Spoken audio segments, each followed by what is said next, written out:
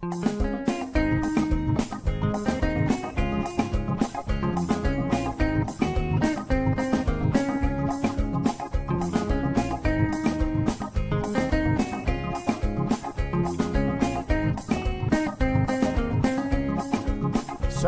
all the time is here with the cold hard truth. She's the ears and the eyes for me and you. Every day, everyone want to hear from Sandra.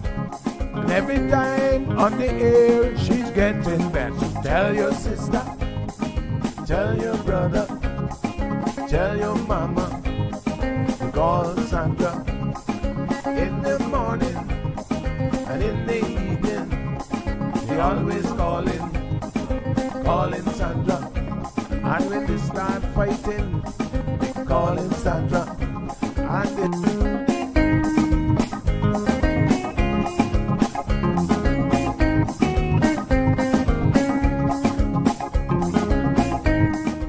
That's right, folks. Everyone is telling their mama about the cold hard truth. Welcome to another episode with more truth-telling, more problem-solving, and of course, more tea spilling than ever before. Sit back, students, grab your tea and turn up the volume because class is now in session. Call in at 936-2626 because your voice matters. Share your opinion on issues that matter the most to you.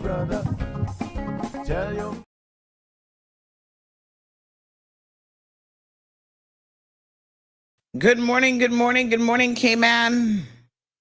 How is everybody doing? Give me one quick second. I'm going to make one slight adjustment to my audio. And of course, I need to send out the show links to everyone. Good morning, Instagram folks.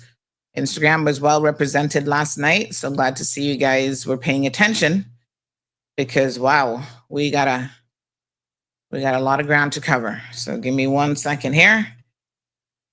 Ooh, I got to tell y'all what song was in my head all night last night.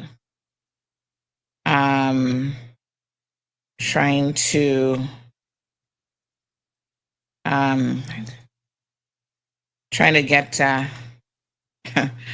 get some understanding after that meeting there at the Seafarers Hall. Wow. All right. Well, we're not wasting any time today. In case you guys haven't noticed, I'm not even doing any news this morning. Shame on me. Put me in jail. Put Sandy in CMR jail for not having the news ready. But I just figured this morning that we needed to focus on what we discovered last night, what transpired, and trying to digest some of it. So you guys will forgive me, will you not? I think you will. All right, listen. If you missed the meeting last night, you really missed something.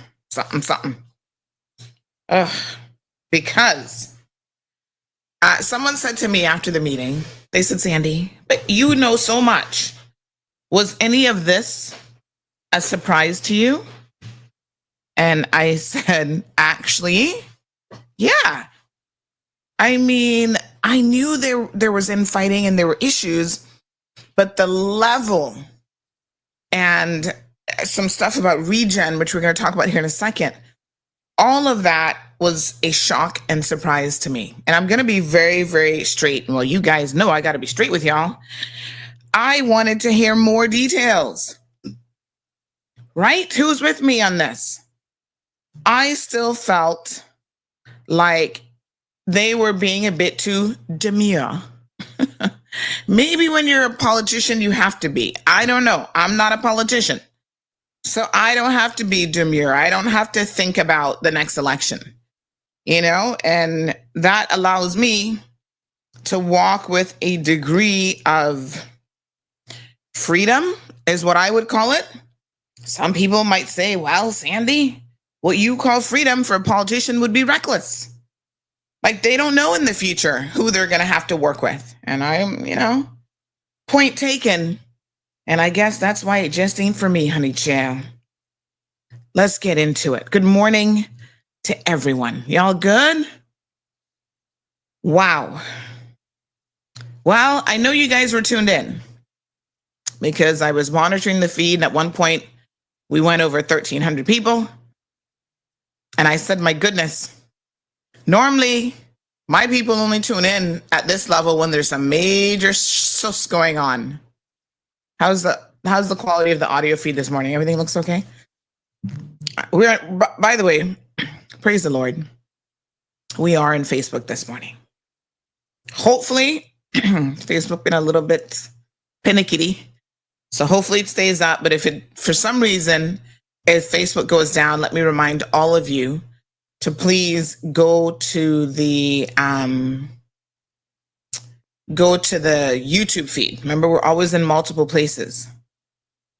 So yeah, let's talk about it. We got to talk about the players, what was shared last night. I didn't get the opportunity, and I will go through and do this later on. You know, there's only 24 hours in a day. By the time I got home last night, I scheduled the show. I put away dinner that was still on the stove. I didn't even get to eat my nice little succulent stewed chicken dinner last night. So I put that away untouched. And I had to hit the sack, man. I was tired. That meeting literally wore me out. You know when you get mental fatigue? Like it's not even a physical thing, but mentally you're just like, your brain is overworked. It has an impact on you physically as well. And I feel like that's what happened. I was Jesus. All right. And there were a lot of people there. Not completely packed, but there was a good crowd of individuals there. And of course, like I said, online, you guys well represented. Somebody's asking about the feed. So yes, you can go back and watch it. Facebook, YouTube. I don't think you can rewatch Instagram feeds, but you can definitely go back and watch it on those two locations. We also have it on the CMR Facebook community page. All right. So just go to the video section and you will see it there. And if you're on the channel, if you follow the YouTube channel, which I encourage all of you to do, you can just scroll up and click on the link from last night if you somehow missed it. Right.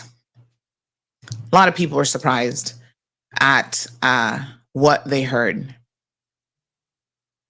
Let's talk about some of the players, and then I want to get into some of the details of what is alleged to have come to the point where 4 members of the UPM government, and I use that term loosely because, you know, it's not a party, but whatever. And I'm going to talk about party systems. I'm going to talk about district councils today because a lot of you are saying certain things to me and I'm hearing you, but I am very, very cautious as to what it is that you're actually saying, because once you start to get to know your people, I'm talking to y'all now, Caymanians, a lot of times you say things and you say what you want. And I know as a people that y'all are not serious. I'm gonna call your bluff this morning. I'm gonna call you guys out. Child, y'all didn't even give me, look at my poor eyes. I didn't even have time to even put on a little mascara or nothing. We raw this morning. All right, let's get it. Let's talk about some of the players. And by the way, weather, yes. Tropical storm Sarah, whatever she's gonna be, is already starting to dump some rain on us. I'm looking out the window. Rainy morning, rainy day. We're gonna get rain for the next couple days. Good. The players. Let me start with the governor. There were some questions last night about her role in all of this. And I actually got a book. Hold on one second. I got a book called, let me see where I saved it now on my computer. I need to read it. And I think it should be mandatory reading for everybody in Cayman, all of our school students. In fact, I may add it to our ebook because that's how important I think this book is to understanding politics in Cayman. So the name of it is, hold on a second here now. It is, let me look for documents. Hold on, let me check the source here and I'm going to tell you guys the proper name of it. Y'all need to read this book. Y'all you're clean that you're committed to certain things, but you don't even do your homework. That's how not committed you are.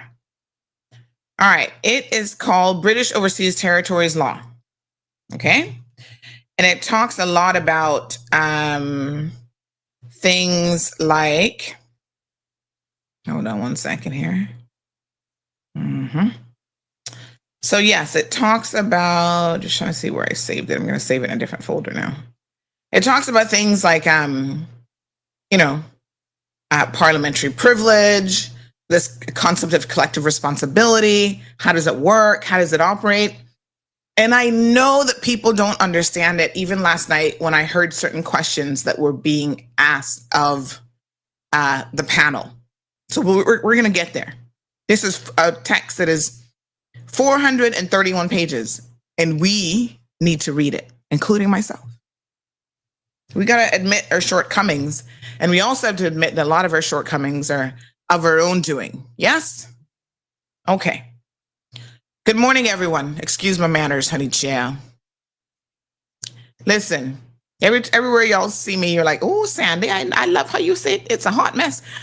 This morning, it is a royal hot mess, which means it's worse than a hot mess. It's like taking it up to another level.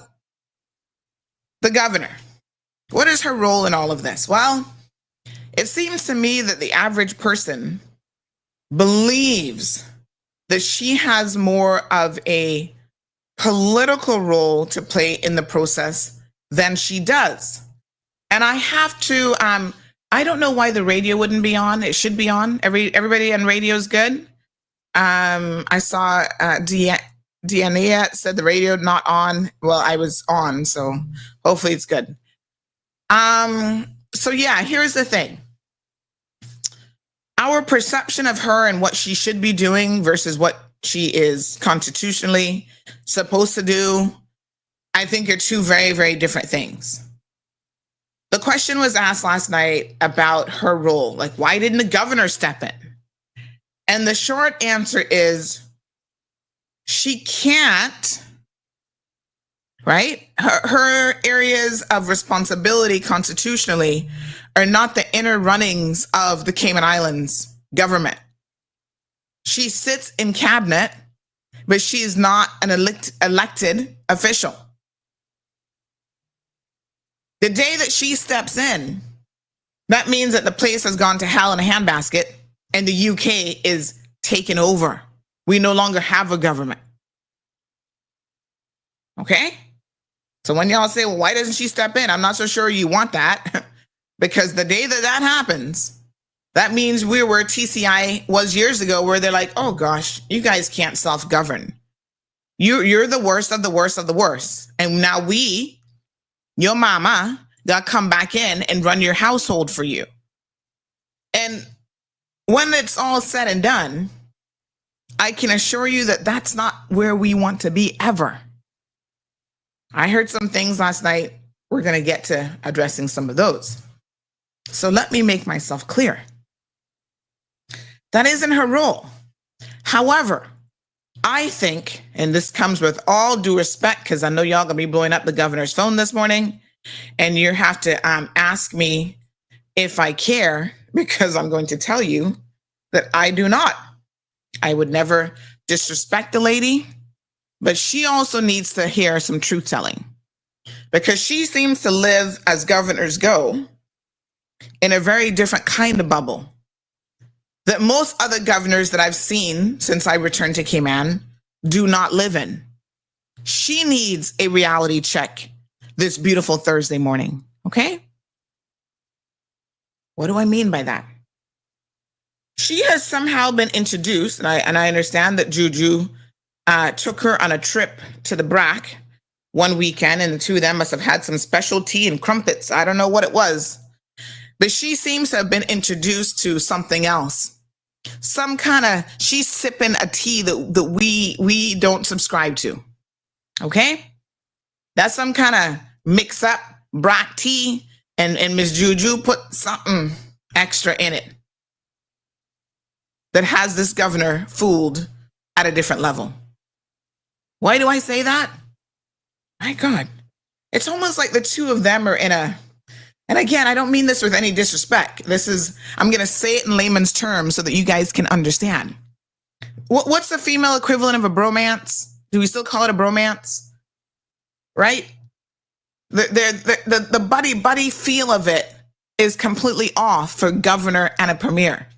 I get that she has to listen to the premier when she says, well, governor, we're still going to run a, minority government, and constitutionally they can do that. And she can't interfere if they say we still got a minority. And it's not the first time, by the way, that Juliana O'Connor Conley has ran a minority government. Who is this calling me on the wrong number? Are you trying to call the talk show? Yes, I'm trying to call Sandy. No, the talk show. I'm on air now. So you're not calling me. You're calling me as host of the Cold Hard Truth. Pardon? You're calling me as host of the Cold Hard Truth right now. Is that what you're trying to do? No. Okay. I think this line may have been mixed up. All right. To call it back. 7:30 to 9:30. I'm on air. That is not the person I want to speak with. Well, I'll try to call back. Okay. Probably the lines may have been mixed up. No. You're calling my personal number. But what I'm telling you is I'm on air hosting my show right now. I am saying to you that the lines may have been mixed up because I have this number in my contact under a particular name and I did not dial the number. I dialed the name. It's a number I use all the while. Yeah. So something may have been wrong with the lines. There's nothing wrong with that. No, you're not understanding me this morning, and I'm going to explain it one more time. You don't have the wrong number. This is my personal number. Oh, sorry. But even when you call my personal number, 7:30 to 9:30, I'm on air. Got it? All right, honey chow. Talk to you later. Okay. Bye-bye.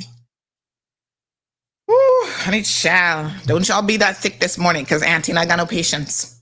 We got hit and run, like Shensia say. So y'all need to grasp the concepts. We're going to hit and run. All right? Everybody ready to get it? Hit and run style. Okay, honey chill. So they're in some sort of bromance. Like I said, I don't know if that's the equivalent. Is there a female version? I don't even know. But y'all know what I mean. Even the way, and I see, I don't know, Juju took her to church.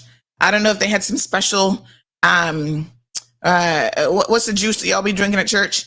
The little fake wine, communion. I don't know if they had a special communion that day, but she has been baptized in a whole lot of juju foolishness and lies. And I feel like this governor does not have the same discerning spirit as even our last governor. Now, here's the funny thing about it. When you're spot on about something and you get confirmation. So last week, Friday, I think it was Friday, when she announced, by the way, civil servants now going to get almost $20 an hour as minimum wage and this, that, and the next thing and all kind of stuff to try and buy y'all off on being critical thinkers. The governor was there and I saw her look at more than one occasion at the honorable premier.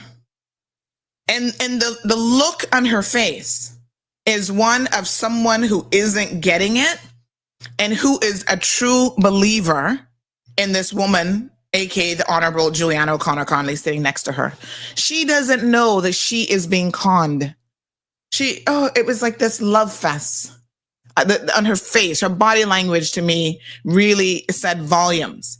And I'm thinking, lady, you came here because you're supposed to be some kind of diplomat. I don't know. You're supposed to have a discerning spirit about you. And if you don't know that this woman is playing you for a fool, just like she's playing the civil servants for a fool, and she's playing this entire country for a fool, or she's trying to because she's not fooling me, something's wrong here. Something is wrong with you as a governor when none other than McKeeva Bush is going to praise you about how he doesn't like governors because he doesn't get along with governors, and he didn't like that last one and this and that. But this particular governor, he likes her because, she's going to ask you about your family and invite you to tea. Say what? All that says to me, folks, is she's asking you about your family and inviting you to tea because she don't know what a friggin' devil you are. She's clueless. That woman would not want to be in the same room with you, McKeeva Bush, if she knew the real McKeeva Bush. So the fact that she has bought into you too, right? And you should be the biggest hashtag Me Too movement of all times, certainly says a lot about how naive she is. And again, I don't mean to insult the governor. Maybe she's just putting on the best Oscar awarding performance ever, but I doubt it. I feel like she really kind of believes what she is being sold. What is also interesting, in order to legitimize herself, one of the things that Juliana O'Connor Conley has done very, very well is to use the governor to be by her side at all times. I've never quite seen anything like it, in fact. And I welcome you outside of the COVID situation, which included all those press briefings, including the governor, Alden McLaughlin, all his ministers. I invite you to show me what other premier and governor have gone to talk shows. Every single time Julie's on radio came on, there's the governor sitting right next to her in this, kumbaya bromance situation. And so what it looks like, whether the governor realizes it or not, is that she is in bed, figuratively, obviously, with Juliana O'Connor Connolly, and she supports what she is doing on the political front.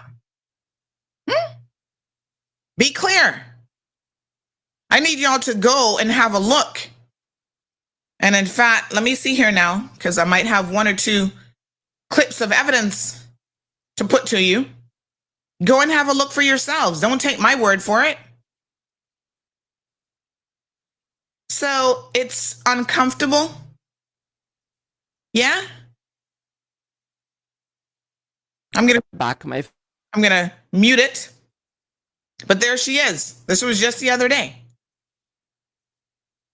So you're not supposed to have any political affairance. You're not supposed to be involved.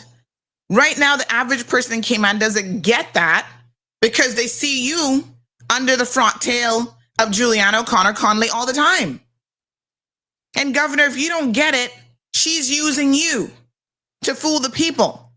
Oh, well, the governor is here. The governor is here because she supports me. She supports my position. Yeah?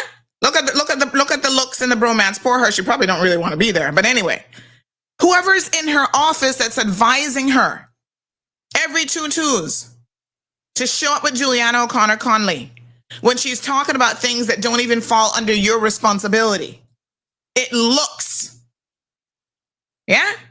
It looks like you are part and parcel of the political situation. That's all I'm going to say. So if you're not, on the back of my farm, I saw a lot of. Maybe you need to be a little bit more cautious of how and where you show up with this woman. Down to the very prayer segments. Poor thing. Sitting there, bowing her head and clasping so strongly her hands. All right? It's a hot mess and then some. But let's not get it confused. That isn't the governor's role, and that's not what she's there to do. But she's being played. She is being played. It is interesting. I'll leave you to ruminate on that a bit further. The other players. John. Well, I'm not surprised by anything that was said about him last night. We're going to talk about the Regen Project and what was said. But what is the most interesting about John, folks? Remember when John got up and said, people think he's stupid? Well, we do. Yes, generally speaking, we do. But he's no fool when it comes to the duplicitousness that is required to be a politician. For many, not everybody. He's gotten the Spanish Machete exam and passed it with flying colors. What do I mean by that? You heard last night what was said, right? Now, I put a question to Kathy and she kind of answered it, but I need the whole truth, Your Honor, and nothing but the truth. Because from what I know, the cancellation of the DART contract was something that Julie and John had their hands deep in, as well as Chris Saunders, although at that time he was not part of the government and should not have been part of any decision making that was coming out of cabinet.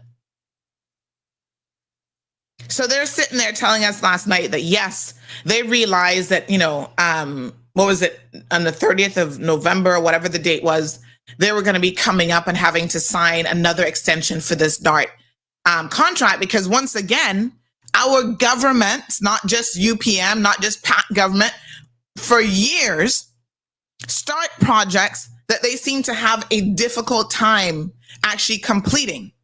And so what they do constantly is they enter into an agreement. They can't get it together. Now, y'all can't tell me, and I don't care what y'all think about the DART organization here this morning, but you can't tell me that this would have been the fault of the DART organization. They have been ready to pull the trigger a long time ago. Okay? They have put together their conglomerate, or whatever the heck they're calling it, of people ready to get this project done.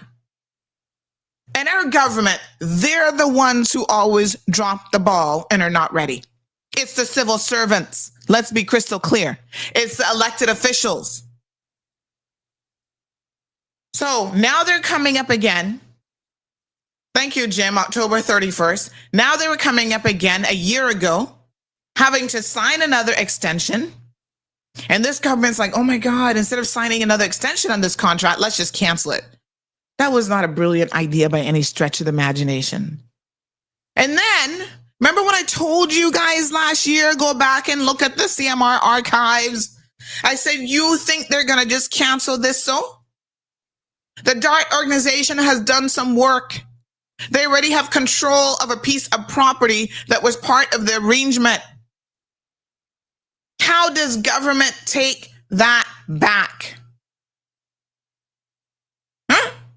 There were things in terms of deliverables, project management deliverables that already had been done. So now you're talking about you and go and cancel a contract and you think it's going to just go so and it's going to be hunky-dory and that's it. Meanwhile, they were like, oh yeah, gosh, we might have to pay the DART organization some money and there's a possibility of litigation. All of these things. Wow. This is when you're penny wise and pound foolish, people. The reason that they told us that they wanted to cancel the contract is because they were not sure that they were getting value for money. Really? You had been in there for how long and you still not sure if you're getting value for money on this project? How much of a priority was the regen project for this government and the subsequent government? That would have been one of the first things that I would have done as Minister of the Environment. But you see, this is the problem. When you elect people to public office, and they go in there, one gets elected, they want to do this. The next one gets elected, they're going to change it up. Because I can tell you, you all saw the Auditor General's report on the Regen project. Lots of questions. Lots of elements that were unknown and unanswered.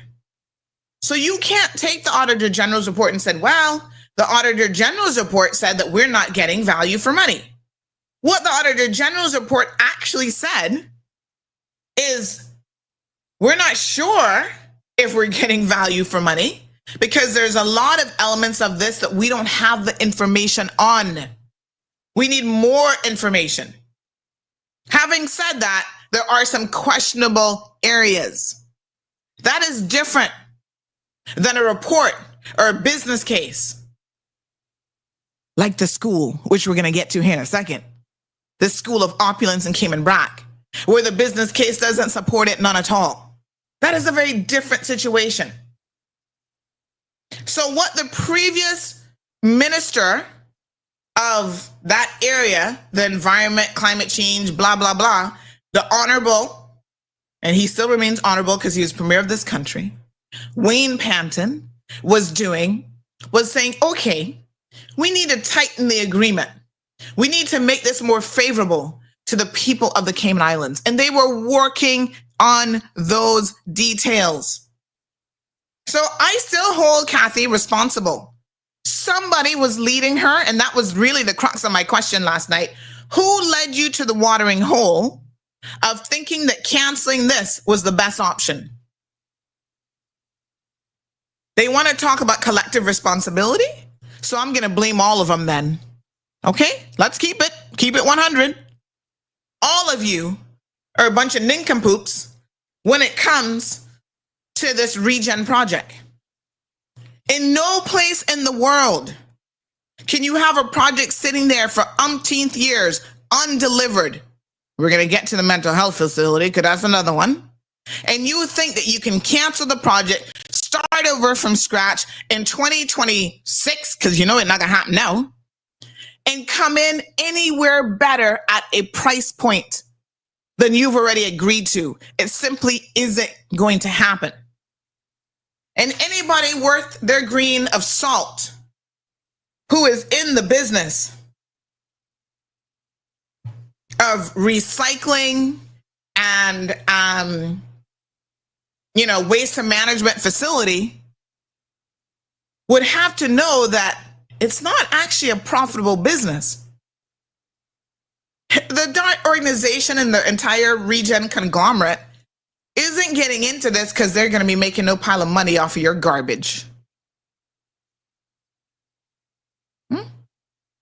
How many MPs know that?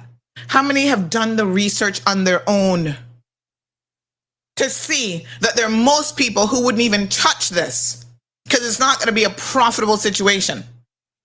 The DART organization has other reasons why it is in their interest to move Mount Trashmore, because it's right next to them.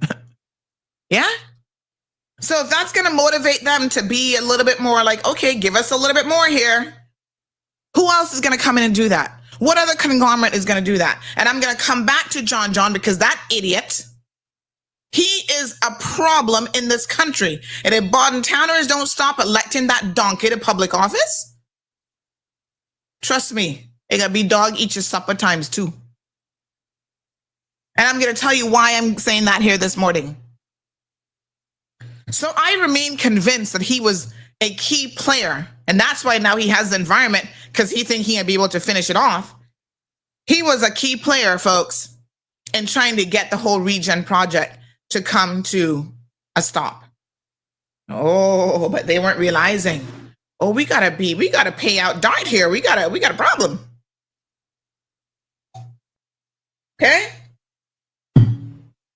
So what then happens? John and Juliana O'Connor Conley and apparently civil servants go behind the back of cabinet and start renegotiating with the DART organization. Y'all are so ridiculous and so unprofessional. So that when they show up to meeting with the minister whose responsibility it is, all of a sudden they're saying stuff to her about, oh, well, we're confused because we've already had a meeting with John, apparently, in the premier, and some of your civil servants have already got a paper and all this kind of stuff. And we're essentially being told it's back on. It's like, what? How can cabinet make a decision? Then one or two ministers can go and undo it? I need to re-listen to that part of last night's show because I'm going to be honest with you. I am a hella confused. And you see, this is now where these professional organizations are sitting there looking at our people, yeah, and going, it's no wonder they can run circles around us. Because in what world does this make any sense? Unprofessional, downright stupid, not on the same page. The government cabinet members, it's not that many of them, clearly not even talking to each other. So I'm like, you heard my question last night. So John is a double agent? He was working so hard to get rid of Jennifer Ahern out of there, to cancel this contract, because he was going to bring in his little friends. What's his name? That claim that they can do waste energy cheaper than anybody else. Stick a pin. I want to talk about John now. And I want to tell y'all how dangerous this man is. You see? Some concert he has coming up. Who is he bringing in? Tyler Riley or some fool that he can bring in. This is what he does. His formula is very, very simple. Throw a little concert. Give y'all some free drinks and booze. Go to the beach there in Town. See the drug addicts. Give them a little bit of money. Make sure election day that they can show up and vote for him.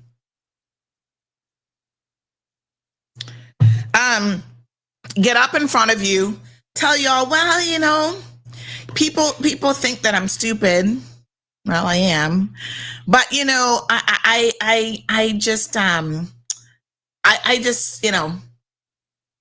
sit here, and then when I do something, wow, people are so surprised because you know, I'm not ever. There's no expectations of me. This man has basically told you that being dumb, playing dumb, whatever the situation is, I need to find that clip again, is something that has served him extremely well. And I'm just like, huh? Somebody find that clip for me. Anybody available to find me that clip when he said in Parliament that basically keep the bar low for your elected officials. Because when you keep the bar low, anything they do seems miraculous. Okay. John's interference in projects is becoming legendary. You see, this is not a man who plays by anybody's rules. He just does his own thing. He don't care. And we, the people, are going to suffer and are suffering now because of it. Example and case in point. I was trying to dig up some more in this, and I'm going to be honest with you and tell you that I don't have all the details. But listen carefully to this story, right? We've been going on and on about Poinciana Point, or what's it called? Poinciana Mental Health Facility, not Poinciana Point. That's a gated community. My apologies. Poinciana Mental Health Facility, whatever the name is. And the minister came on here a couple weeks ago, I think now, and told us, you know, basically they're not passing anything. Okay? A window is over here. It's supposed to be a door. Electrical not passing, major plumbing issues, all sorts of stuff. Okay? She said Public Works, they're the project managers. What we found out later after that show, and I sent questions to the ministry, 2 weeks going into 3 weeks now, they've not been able to get me the answers. And the questions are very, very simple. What is it that isn't being passed? Huh? Why is the ministry taking so long to answer these questions? You should have a failure card from the Department of Planning. So maybe it's planning that I need to go to get the answers to say, this is what isn't passing. What exactly are the problems? Now, we're talking about, well, who is the construction company that is to blame for this? Remember when the name Phoenix came up? And I thought, well, that's odd. Because the Phoenix Group is pretty well known for doing good work and on time and whatever. So even to me was like, Phoenix is in this mix? I find that hard to believe. Nothing's impossible in this day and age, but lo and behold. And then remember somebody during the show said, no, Sandy, during the show, there's also a company called AAA Construction. I'm thinking, well, who's actually overseeing it from a construction perspective? Here's what happened. The project quote came in $16 million to build this facility. John at the time, health minister, and all of his infinite wisdom said, oh no, that's too much money. We can't spend that. Hold on now. I can get it done for cheaper. You send out, there's a procurement process. You send it out for procurement. Companies come in and bid, right? Maybe it's not always the cheapest bidder that gets the job, because sometimes you might be concerned about quality control, what sort of deliverables you're going to get, et cetera, et cetera. But I'm pretty sure that the finances of it all always plays a pretty big picture when it comes to government. Can we agree on that? Yeah, so that's probably going to be 80% of the decision is what kind of dollars and cents are we talking about? He says the country can't afford a $16 million mental health facility. So we're going to do this cheaper. So what he does now is he goes around bragging. Pay attention, class A. He goes around bragging about how he fixed the Poinciana Point situation and made it cheaper for us to be able to build that facility. Okay? Here's the problem. How he fixed it was going out there getting these little construction companies, his friends, people he knows, who claims that, oh, no. This set of huts over on this side, these buildings, okay, maybe they were set to cost $6.5 million. I'm just throwing out numbers now. Maybe they were set to be $6.5 million. We can do it for half of that, John. Good. You get the work. This is interference at the highest level. This is not how the procurement process is supposed to work. So we're going to give you the contract. It is those companies, AAA Construction being one of them. And there's another company whose name I can't get all now. So somebody please send me the name. They basically split up the project. So Phoenix did like one building, one section. AAA did this. Somebody else did this. There's no wonder there is mass confusion on the project site.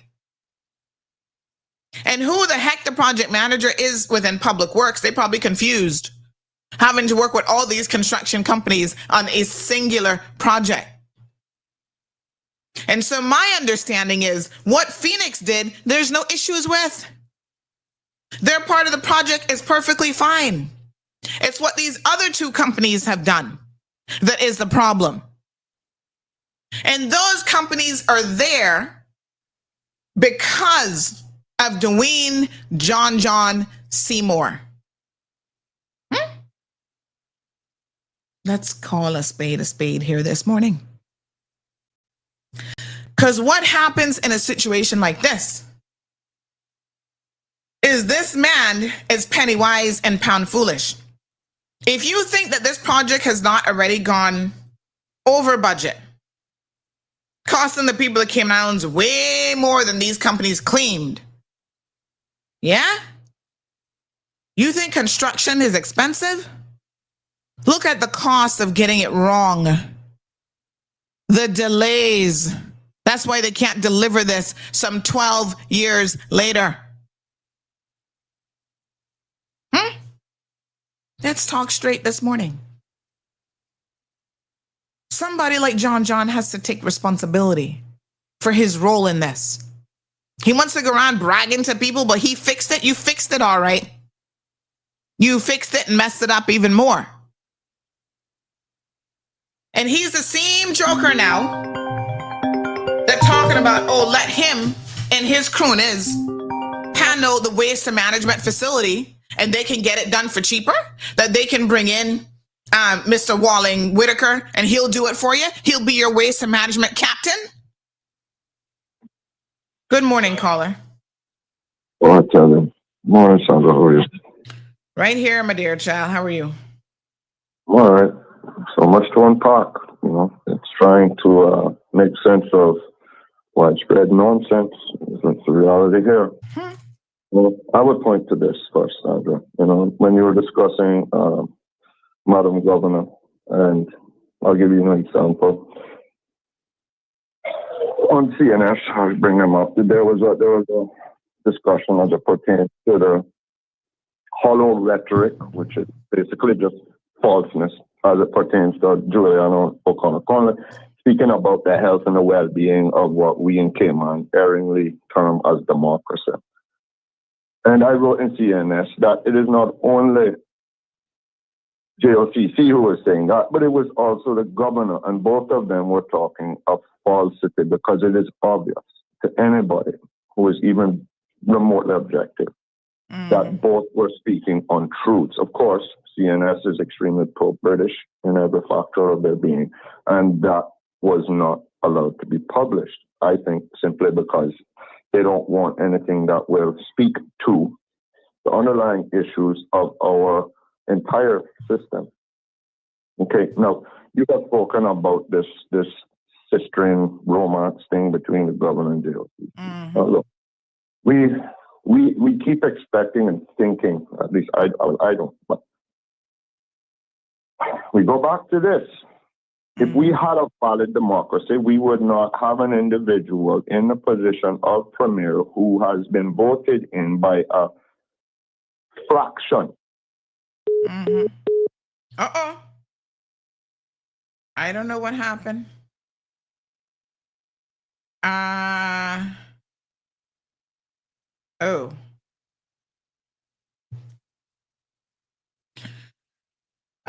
Connection dropped. Announcement. Apparently government is having some internet issues themselves.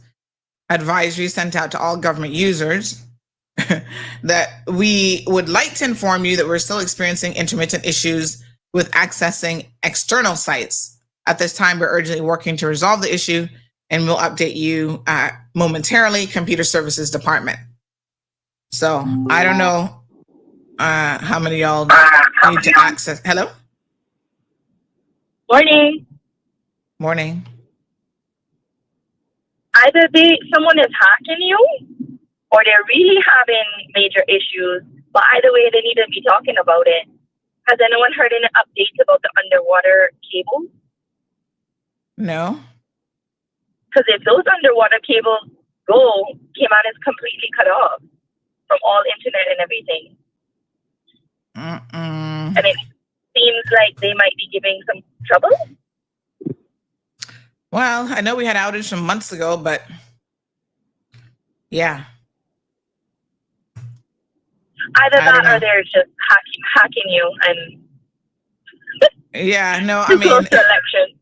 I doubt that, but it seems like a lot of other people are having issues. But so far, I think we're okay this morning. I think we're still online and still ticking. Thank you, my dear. Thanks. All right. So, John in the mix again. You know, there's supposed to be a process. And one of the things that I kept hearing over and over again last night is that the processes that are meant to be in place are simply not there.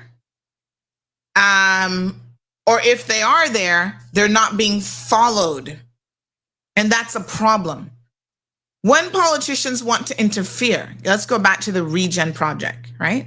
They want to get rid of Jennifer Ahern. They want to destroy the National Conservation Act, which pretty much they admitted to last night that it was coming.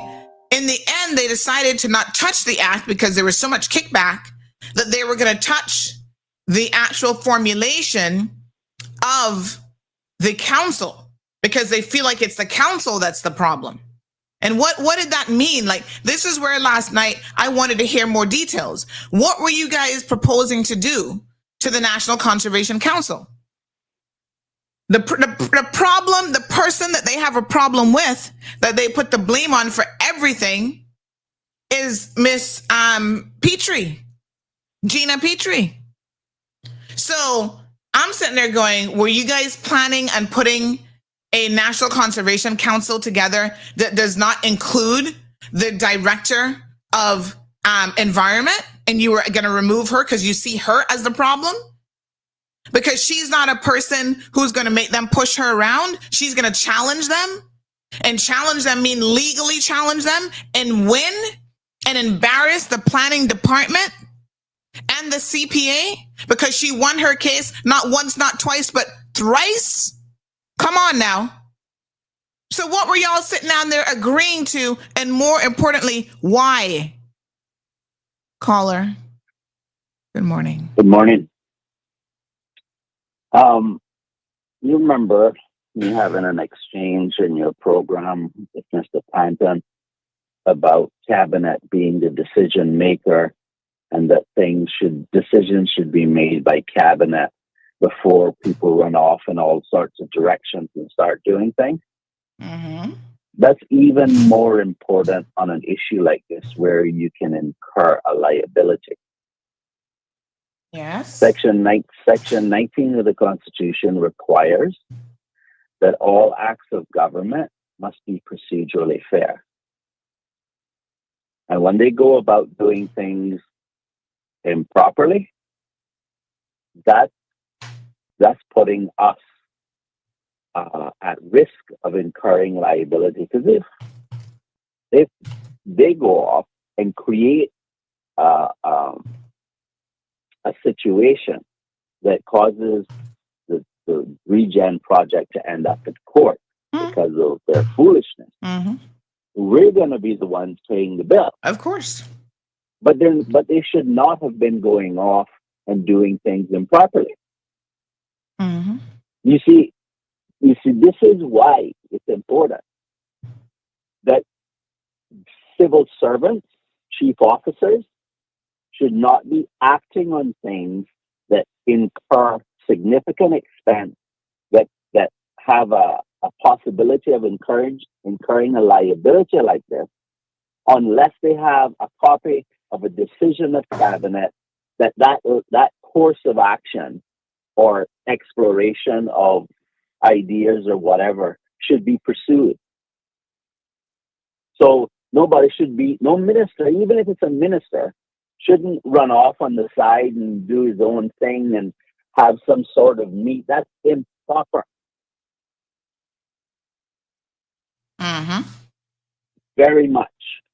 And I hope that they don't end up costing us any significant amount of money because of that kind of foolishness. But I'm going to say one other thing. You see this whole arrangement about a minority government? It's all well and good to say that this is constitutionally okay. Yeah. But you know what the problem is? The minority government has the consent of the majority opposition members to do the foolishness that they're doing. Right. So come the next election, the majority of the opposition, which sounds really crazy when you say it that way, but the majority of members in the House are officially opposition. They consent to allow this government to stay in this position and to do foolishness. Mm-hmm. Well, to be clear, regardless of what the PPM wants to say, they also consented to the budget. Exactly. So they're all in the same boat, all responsible for the nonsense that's going on. Thank you, Danny. I'm going to leave it right there. I appreciate it. And without a doubt, some extremely salient points there. Ay, what a hot mess. So John in the mix, playing double agent. Wow. I was like surprised, but not surprised. So Danny said about, the civil servants aren't the decision makers. They're instructed what to do, instructed what cabinet papers to prepare and to bring. But we need to go back to what was said last night in relation to the Regen project. Now, I'm going to look at the timetable here and bear with me while I try to figure out where it was, because as we were live streaming it, I was putting markers on the show the meeting last night to be able to go back to certain points. But my God, there were so many things that was said that my markers are everywhere. And I haven't had an opportunity to actually go through it and clip out the bits that I want you guys to listen to. So you got to bear with me. We might jump around just a little tad here to try to find. I'm going to show you a little sample here to try to find my points. These are all markers of where there were kaboom moments. Something was said that I was like, oh my God, I got to go back to this. Okay. So I'm going to play around and try to find it. We have the full meeting here. So let me try to see at what points the regen project came up. So based on the outline, and the outline, nope, hold on, that's not the outline. I've got the outline here. The regen project kind of came towards the end. Regen termination. Then they took some Q&A and then they had the closing. So let me go then to some of the last bits here. The meeting was 2 hours, and 30 minutes. And so let me start at about 1:50 because I see I put in something at about 1:50. So hold on. 1:21. Okay, so I think we might even have to back up a little bit. I'm just trying to see when Kathy was talking. So it's probably, let me see if this is the point. Seymour attended in his capacity as premier. So I can't even hear this. To find out. Anybody else not hearing this? I'm not hearing this at all. Meeting and hold on. Representatives from DART start out very calm. You can tell that where's the audio on this solo? Trying to make sure that they're working. All right, hold on one second. Let me just double check something here because I can't hear that. So let me just double check my volume mixer settings. I think this is what it is. All right, let's pump this up all the way and try that again. All right. Okay, let's see. She was saying quite a bit around this time, so let's see if this is it. That what I found most disappointing and also surprising is that for those of you who listened to the radio when the Honorable Premier was on recounting our last caucus, she went through detail by detail the exchange between the members in terms of the outburst. She went through in detail the conversations about the National Conservation Amendment discussions and the whole free conscience vote. But ironically, nothing was discussed about the most critical issue that caused each one of us to leave there saying, after all that we've shared with you tonight, after the picture that we have painted that we've been dealing with, and now to have this rest on our shoulders, nothing has been said. And perhaps that was what she was referring to when she spoke to each one of us about putting Cayman first. Well, that's why we're here. All right, that's not the point. So let me fast forward it a little bit more. This high office makes a huge. So it was before the Q&A. It wasn't going to end, or is a possibility it wouldn't end. That cannot. Where previous conversations. We deserve in the cabinet room with the deputy governor. All right, here we go. All right. So Denny's saying, and to his point, he says, civil servants are not the elected members. They're not there to make certain decisions. And yet I have to ask a question. I think the deputy governor this morning, surely he would have been listening last night. And if he wasn't, his ears would have been ringing quite heavily. But he has some questions in my mind to answer to today, okay? Because one of the things that was said last night is that somehow somebody instructed him to interfere in the regen project, so much so that they actually went and prepared a cabinet paper without the minister who is responsible for this knowing anything about it, and not even knowing that there was a meeting with the DART organization and representatives of the DART organization where they sat down and were about to be re-engaged. And the deputy governor was the one who was sitting there at the table. And I'm thinking, how exactly does the deputy governor get to the table? And my sources last night after the meeting said Sandy also asked who else was there. Was the heir apparent to the deputy governor, Mr. Bush? Remind me of his first name now, if you guys will. Eric Bush. Mr. Eric Bush was also in the thick of this, and he was there giving instructions to, what's the little guy's name there? Chief officer, acting chief officer, for him to actually prepare the cabinet papers. And I was like, what?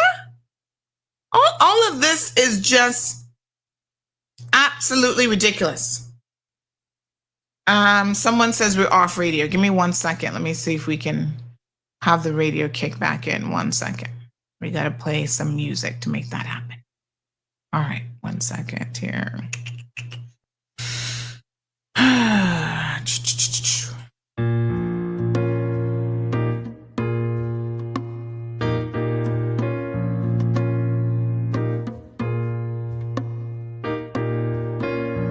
hear the people talking. What are they talking about? This world's gone crazy, and I'm trying to find a way out.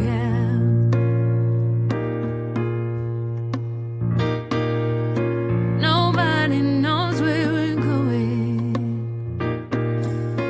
or if we're going at all. Nobody cares if we stand, if we have nowhere to fall. It's a singing symphony, playing as the ship goes down. It's a porcelain epiphany, breaking if it hits the ground. I gotta find a way out.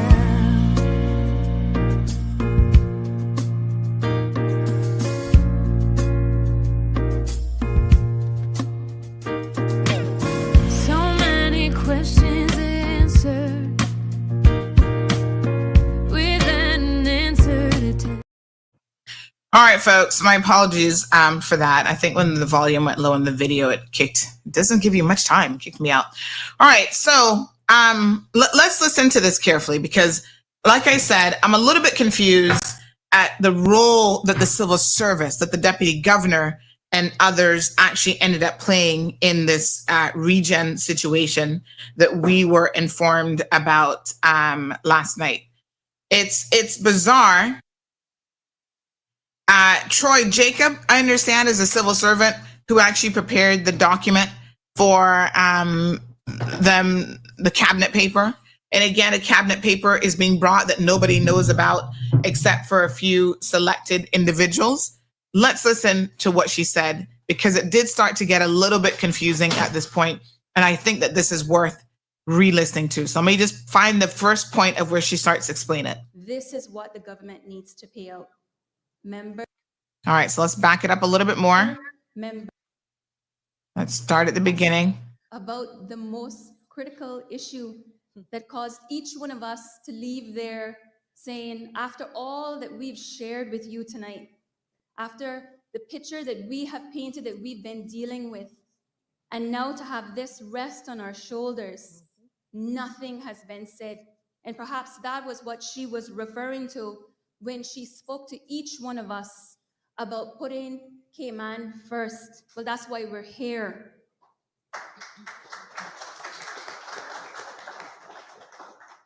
So as as MP Andre mentioned, this is quite technical. And I am proud to say this was baptism by fire for me to take on this region project.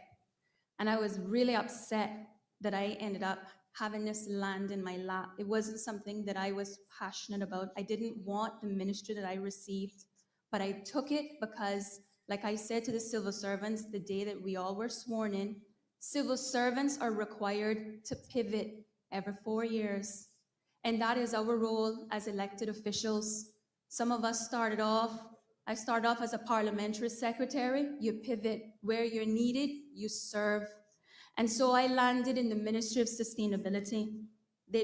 And just for clarity, for folks who may not know the term what regen means, we're talking about the dump deal. Okay? I was just going to say that I was landed in the ministry with the garbage, no pun intended.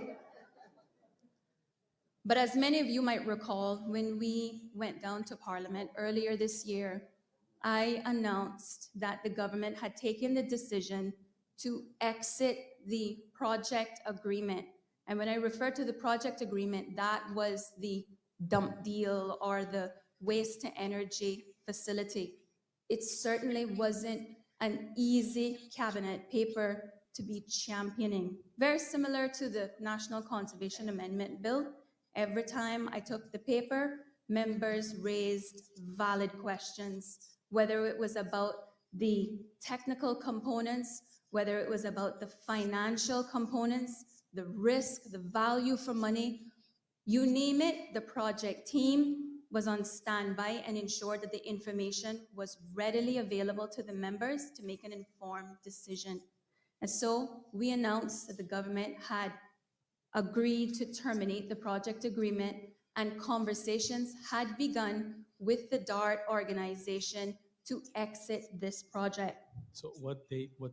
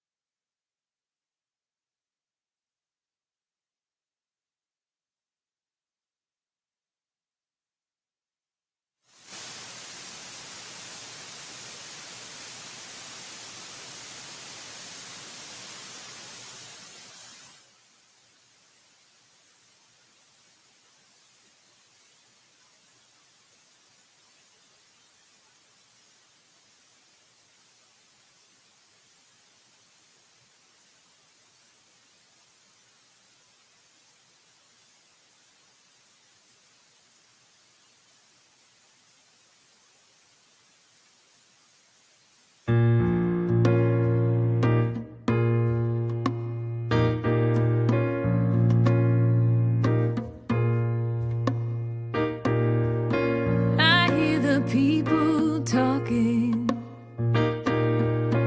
What are they talking about? This world's gone crazy, and I'm trying to find a way out.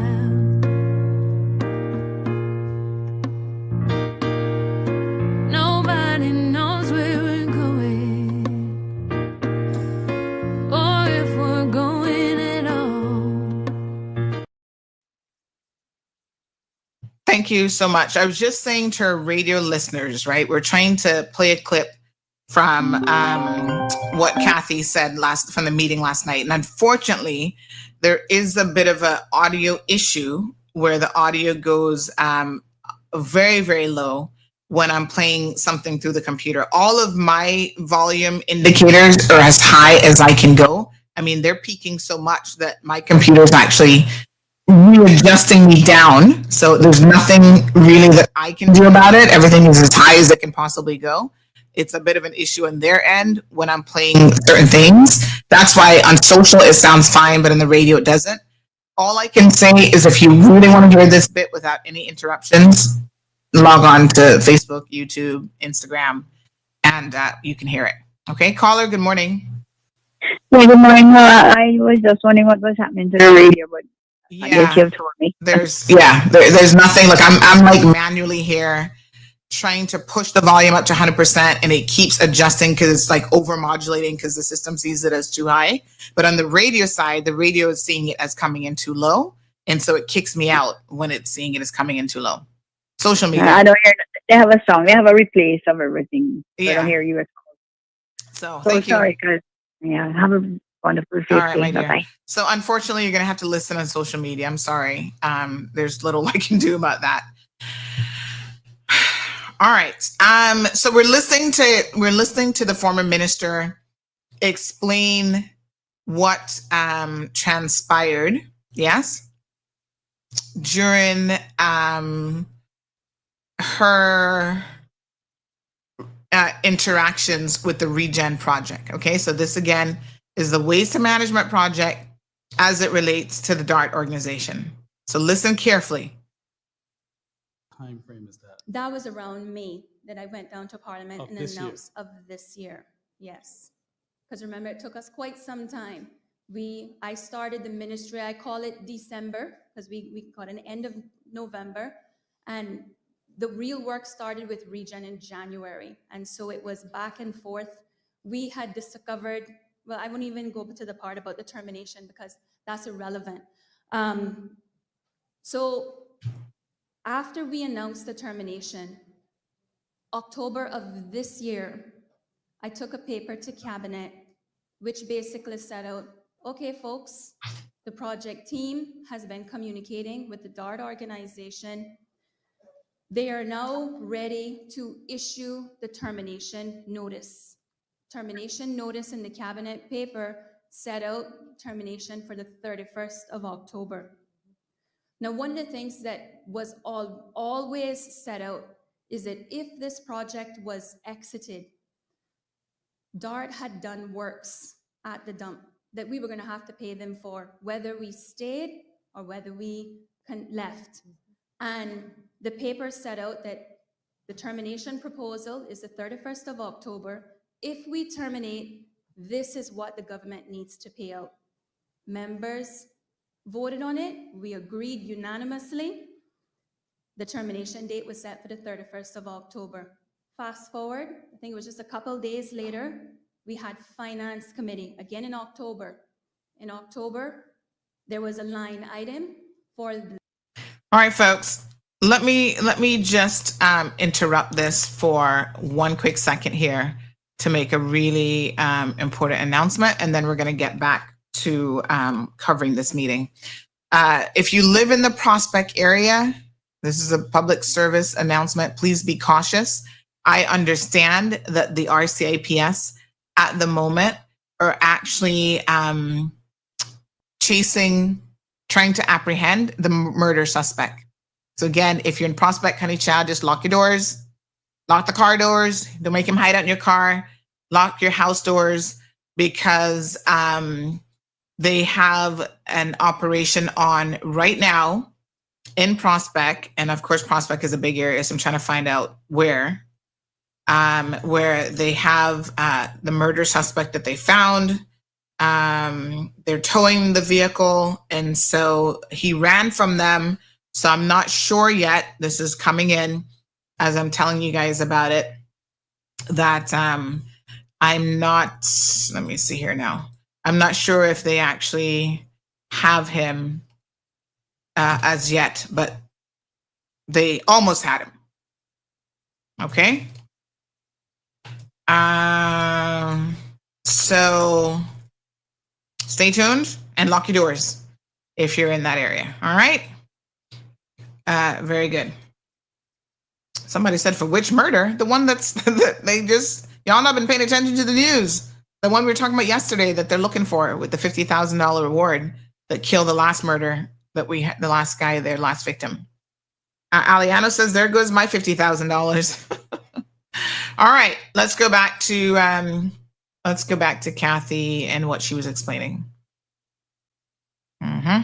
Regen project, and it was for the fees for 2024 for the exiting in terms of works that were conducted. So of course now the project team, they operate and function based on cabinet mandates.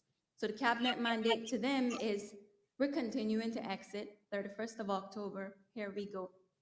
So they communicate to the organization that here is your termination notice, which will be effective the 31st of October. That was sent to them. And again, I made notes because it's quite technical. On the 23rd of October. By the 25th of October, I was sitting in a meeting that had been called urgently by the DART organization. And in that meeting was my acting chief officer, myself, the deputy governor, and because the premier was in Samoa, the acting premier at the time, Minister Seymour, attended in his capacity as acting premier. So I'm waiting to find out what's the urgency of this meeting, and the representatives from DART start out very calm. You can tell that they're here because they are trying to make sure that they're working with government in an amenable fashion. And they set out, well, we're here because we are confused. Okay. We received the issue of the termination notice effective the 31st of October. But on the other hand, we've been in discussions with the Premier and Minister Seymour in relation to wrapping up a further arrangement. Now, hold on a minute. Let me just paint it a little bit better so that it's no misunderstandings here. They also set out that what was expressed when they were communicating with the project team was that they were unhappy with the way in which the discussions were going with the project team. And I knew about their concerns with not having a member that would be seen with authority sitting at the table. So the meeting that had taken place was to remedy their concerns of having persons of decision-making capacity at the table. So imagine me, minister responsible for this subject matter, hearing that you're confused because on one hand, we're being told to terminate, and on the other hand, we're being told we really want to work with you because we don't want things to, get out of control, and we want to make sure that we end this thing amicably. Okay, the meeting ended by a quick determination that there was a miscommunication, is what the Minister Seymour referred to it as. This is an easy fix, it's a miscommunication within the government. We will resolve this matter expeditiously. Well, I sat there thinking, yeah, there's been a big miscommunication, more like lack of communication. And I did feel in that particular moment very, very embarrassed as a minister, but also as a member representing you, the people of this country, our government. Granted, it was a closed door meeting, but it was still embarrassing because here you have members of the same government sending different messages. Yes. So we walk away from that, and the remedy for the situation was that the minister or the acting premier at the time instructed communications to go forward to the organization through the chief officer, the acting chief officer, from my ministry. Thank you for clarifying, making sure I clarify. Let me repeat that. I want to make sure everything is clear. The acting premier at the time, Minister Seymour, circulated instructions for me to advise my chief officer to communicate to the organization that the government is amenable to extending the termination agreement. Now, ladies and gentlemen, a blind man could see that that was necessary because we now have the largest financial investor in our country sitting at a table hearing two different, we need to find some way to find common ground here. So that was circulated. That was on the Monday. Between the 28th and the 29th of October, then my chief officer started to reach out to me to express, Minister, I'm receiving pressure to prepare a cabinet paper to draft and approve the extension of this termination. Now, again, we all know that this was something that would be inevitable. But number one, talking about the process again, if you remember our conversation about the National Conservation Amendment, here again, I am receiving word from my chief officer that I'm the minister that's supposed to be saying, we need to bring this paper. In turn, he's saying, Minister, you need to prepare this paper and take it to cabinet. Of course, that's not the way that things are supposed to process. So I said, hey, listen, this matter needs to be discussed in caucus, and subsequent to that meeting, a paper will be drafted if required. Sorry? The pressure, again, for clarity, the chief officer set out that the pressure was coming from the governor down. So it was on the civil service arm that this pressure was coming to the chief officer. Let me just clarify something here, because this caused a little bit of a confusion last night, because somebody said, you know, what's the governor doing in this? She actually meant to say deputy governor, right? So not the governor, but the deputy governor. So just continue to listen. For me, that's when I started to figure out we have a problem, because now I have a paper that's being required, and there's no conversation between me and any of the elected arm. So is it that I'm the only one in the dark, or is this because this is something that other members are not aware of either? So I take the matter to caucus. So this matter comes up now after all of the stuff about the National Conservation Amendment Act, after being told that the anti-sexual harassment bill was not going to be prioritized.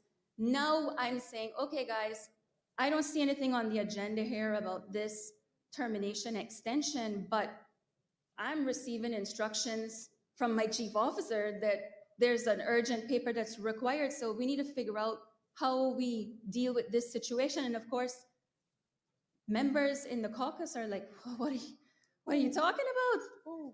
So there's a joke about the who moment, because they start to sound like owls. Who did that? Who? But the question started to come, well, what are you referring to? So I had to take everybody through the meeting that was held with the DART organization, the fact that the DART reps are saying, hey, listen, we're confused, like you guys are giving us missed signals here.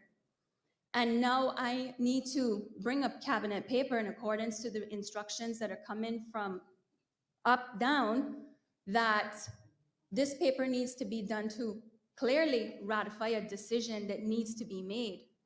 And that's where then the questions started to flow from the other members in caucus. Well, who was at this meeting with the DART organization when it was referred to at the private, well, no, at the meeting that was held in caucus, at the meeting that was held in the cabinet room with the deputy governor? Like I said, it's quite technical, so you gotta take a minute to just breathe it in. And it was at that time that I decided to allow the members to ask who, because I wanted to be diplomatic.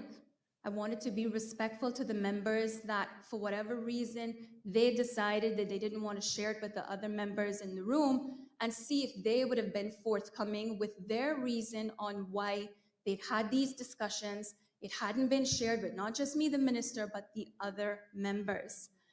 And what was most disappointing is that it was a blatant aversion from, accepting that there was this meeting. What was said by the premier was that the only meeting that ever happened with the DART reps was the meeting when we had met with caucus.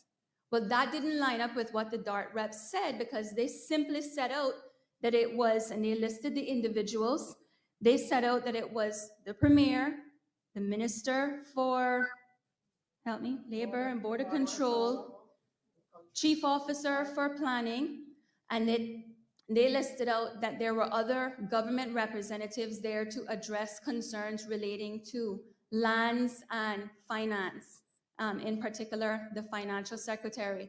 So I knew right away that there was 2 different meetings, and I was hoping that on this occasion where we're having an open, frank discussion amongst members, the Premier has every right to have whatever meeting she wants to have with whoever. She's the Premier. And all that would need to happen is you come forward and say, listen, this is the decision that's been made. This is how it's going to benefit the people of this country. This is how we are going to eliminate any future litigation. And the story would probably just have laid there.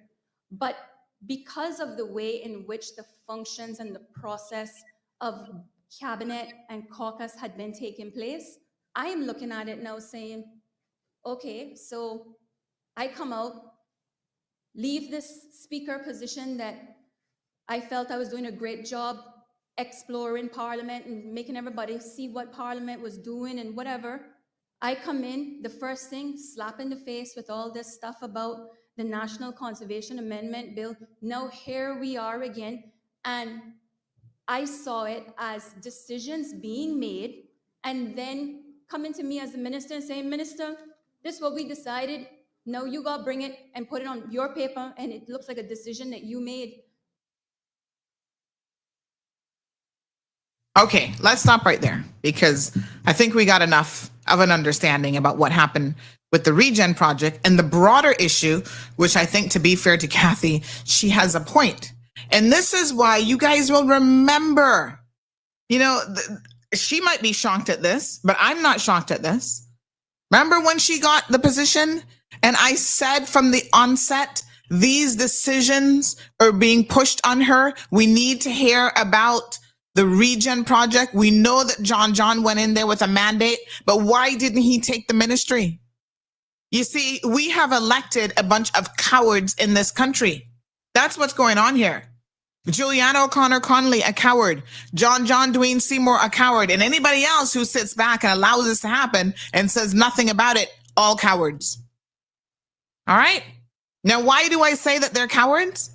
Because they want to make decisions. They're making controversial decisions that they know that people are not going to be in favor of, such as what they were attempting to do with the National Conservation Act.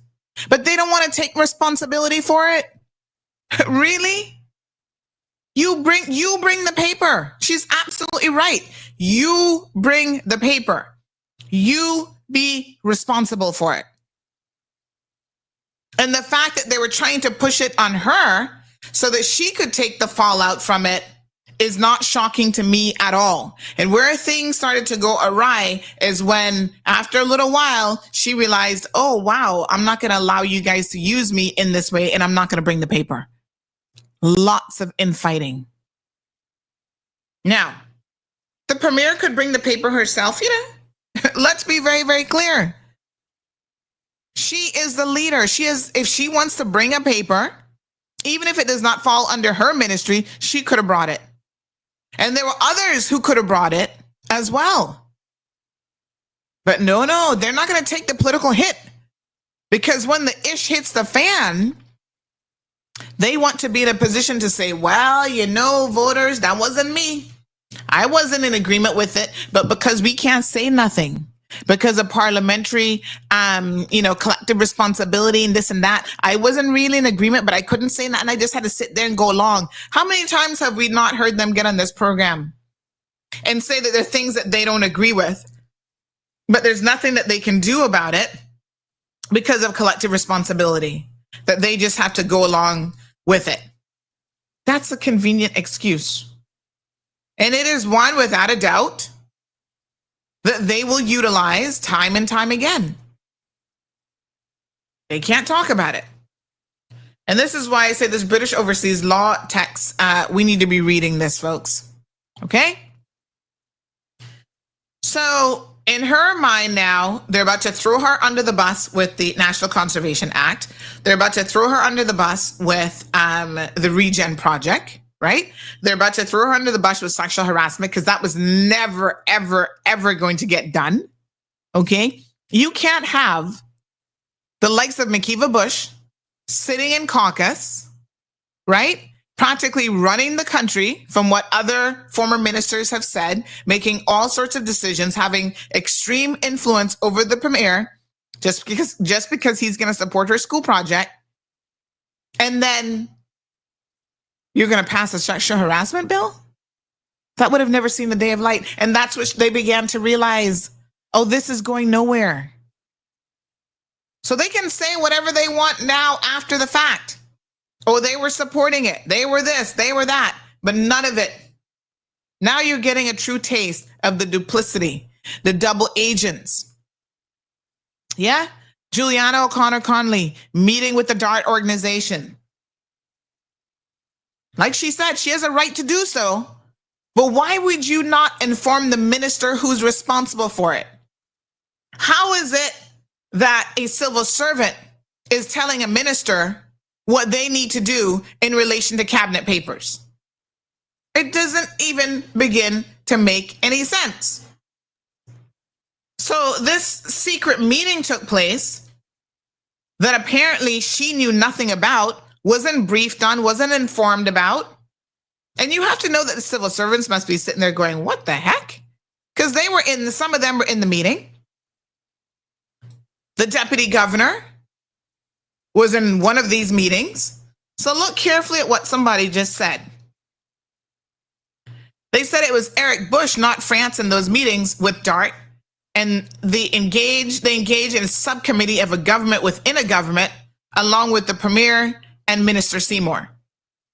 Troy Jacob is the chief officer in Kathy's ministry, taking instructions from DG France and buckling under the pressure from the governor's office to produce the cabinet paper as demanded by then acting Premier Dwayne Seymour, which was the final straw, it seems, for the Minister of Climate Resiliency and Sustainability, Kathy Ebanks-Wilkes, with her knowledge and input.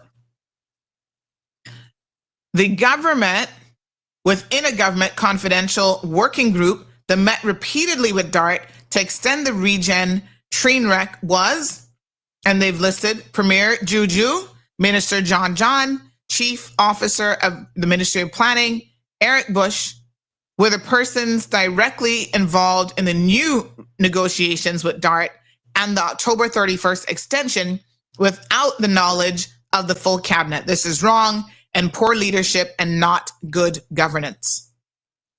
So let me now address some elements here. The premier of this country is a horrible leader. I can say that with no fear of contradiction from any of you if you were being fair and impartial. The one thing that I know, somebody said, boy, Sandy gets serious when she takes her glasses off. The one thing that I know is this woman lacks in leadership skills. She lacks in integrity and morals. And I don't care how many times she goes to church. I don't care how many times for the day she prays. None of that matters, right? When you lack a moral compass, when you are so focused on leaving this overpriced black school as your single political legacy in 30 years, that's the most that you could do for the people of Cayman Brac is put the entire Cayman Islands into extreme debt. This, Juliana O'Connor Connolly, will be your legacy. Destroying the finances of this country. That's going to be your legacy. It's not going to be the Brac school. And the people of this country, including the civil servants who are conveniently being purchased and bought out, need to pay attention. It's ridiculous. And the governor is sitting in cabinet, seeing this train wreck, and she says nothing, does nothing. And in fact, I'm going to go a step further and says what she actually does, which is counterproductive, is she shows up everywhere standing next to Juju, giving the wrong impression. And that's dangerous. Okay, let the government run itself into a brick wall. Let the train run right into a brick wall. And then you come in afterwards because your remit, as someone says, is to protect the interests of the UK and nothing else. So they don't really care. Someone said the roles have been reversed here. The UK is supposed to be the parent and we're supposed to be the child. But it looks like in this instance, Juju is the parent and the governor is the child underneath her frock tails 24/7. She's not a good leader. She doesn't have any leadership qualities. You don't do that kind of stuff. And you know what else? Keep listening to the meeting last night. Whenever her cabinet members expressed dissatisfaction, expressed that, this was a problem, different things were a problem, she would come in with her little granny handbag, throw it down on the table and said, well, we'll just call an early election.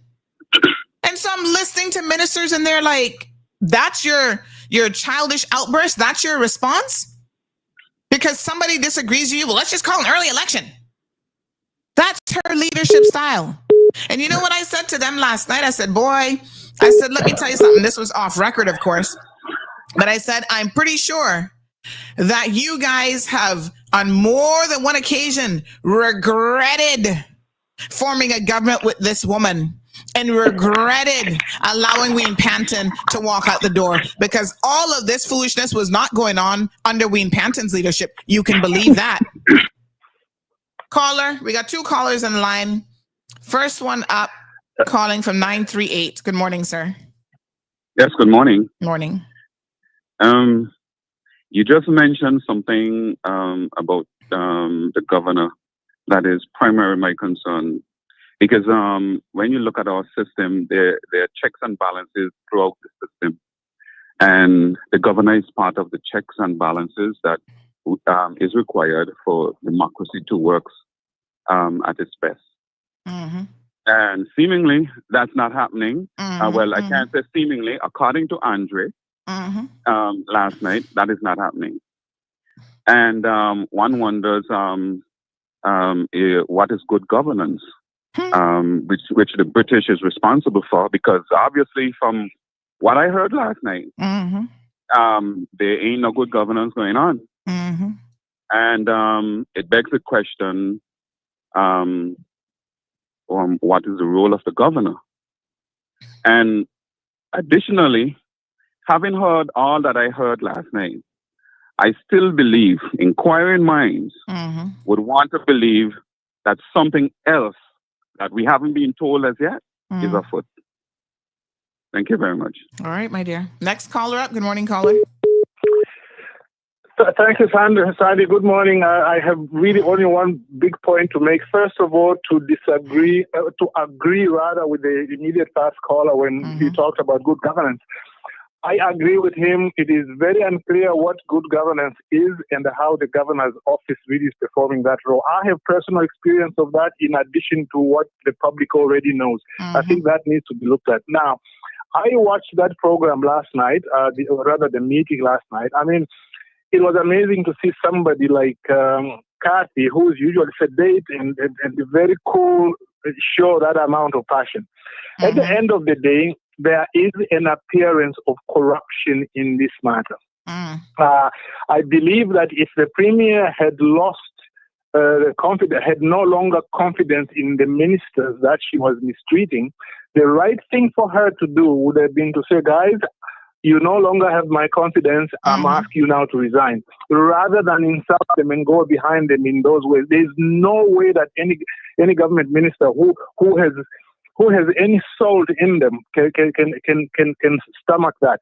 Now, finally, her position, the Premier, has become untenable. I do understand that there's a desire to keep the government stable for last few months, but I believe in these last few months, her position has become untenable. I believe that if she goes down and kneels in prayer to try and seek God and to seek God's will, I think God's will be to say, Miss Julie, your time is up. You should quit. You are no longer serving the people. I thank you. Thank you so much, caller. Appreciate it. Well, without a doubt, we need to now talk about the issue with the leadership here, because this is all of this is a serious indictment on the Premier. And I mean, like I said, I had to think last night, wow, I'm sure many nights they were going to bed saying, where is Ween Panton? Boy, do we regret. Sometimes you don't know what you had until it's gone. Remember them old people? You think you got it bad now? There's another option out there that is far worse. But you see, there was, as I have always said, a mission afoot to get rid of Wayne because there's certain things that he was simply not going to tolerate with and he was not going to put up with. Juliana O'Connor Connolly would not have no $65 million and counting because the price tag goes up. School in Cayman Brac under the leadership of Wayne Panton. He would not agree to it. And they would not be able to disassemble the council under some fake, directive. None of that would have happened under the leadership of Wayne Panton. I can tell you what, all of these breaches, and I'm going to go back to Kevon. Douglas had a question. I think his last name is Douglas. DJ Vaughn had a question last night, and I want to answer his question in part because this is now where the people of the Cayman Islands need to wake up. Good morning, caller. Good morning. Just a quick thing. It says the wicked. We may not see wicked as God sees it, but have no fear of God to keep them back from doing what is wicked in God's sight. Mm-hmm. And we really, really, as those that trust and believe in God and endeavoring to really serve Him, we really need to step back and see that He's not mocked. And what I'm saying is it says for bitter envy and selfish ambition for the praise of men. We have to sit down with ourselves and see what is the driving force, the wind that we're chasing after. Because we cannot say, how dare you quote my promises when you do this, that, and the next thing. We have to realize, it says we're now in the time where both out in the world and in the church, we're doing what is seeming right in our own eyes. That's what King Saul did, and God rejected him. Yes. So we need to sit down and really, really ask God to help us to humble ourselves and realize that we own nothing. The breath, the life, the time, the strength, nothing we own. And we have to stop pursuing a wind that is meaningless and connected to vanity. So I hope to God that all of these people, the governor, whoever, if you really trust and want to please God and walk in His word, really, really look back. Ask Him to give you the fear of Him. Stop this praise of men and it's after wind and bitter envy and selfish ambition. We must stop it. Yes. Thank you, caller. Thank you so much. Yes, I mean, talking about this hot mess really evokes a lot of emotion in this country, without a doubt. I mean, without a doubt, right? Now, there were people asking last night, including Kevon, this is going to happen every 4 years. The system is broken. How do we fix it? What's the solution? Good morning, caller. Good morning. How you doing today, honey? Morning. Not bad, dear. How are you? Yeah, I'm all right. Welcome Good. back. Thank you so much.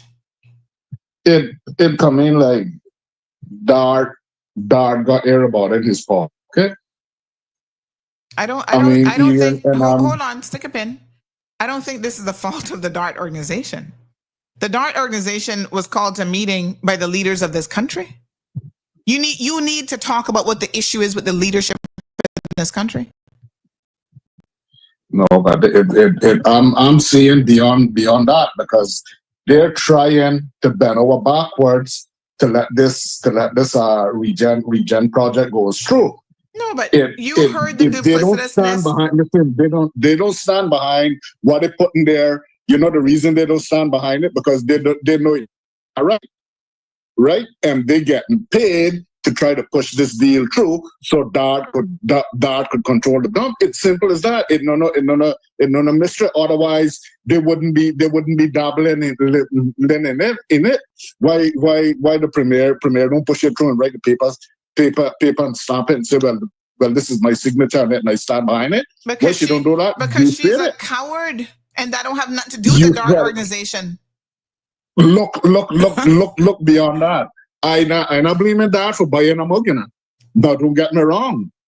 I blaming them for being bored and selling out the country. This is what I'm saying. And it come in like it's the governor that is bored out. It's coming like it's the entire Foreign and Commonwealth Office that is bothered, and the entire UK Parliament that is bothered to see what's going on this island. I mean, we got to start talking the reality now. Everybody favoring that. He's the biggest developer on the island, but everybody's favoring him. Even some of the things are wrong, and they're still trying to push it through. They're still trying to push these issues through, and they know that it's wrong, and it's some of the things are detrimental to the people of this island, and they're still trying to push it through for the money business. Just take what Mr. Andre said last night about this referendum. He don't agree with it, but once again, what this is, the UK system under collective responsibility, all of them had to agree. So as far as the system, this referendum was voted on anonymously, right?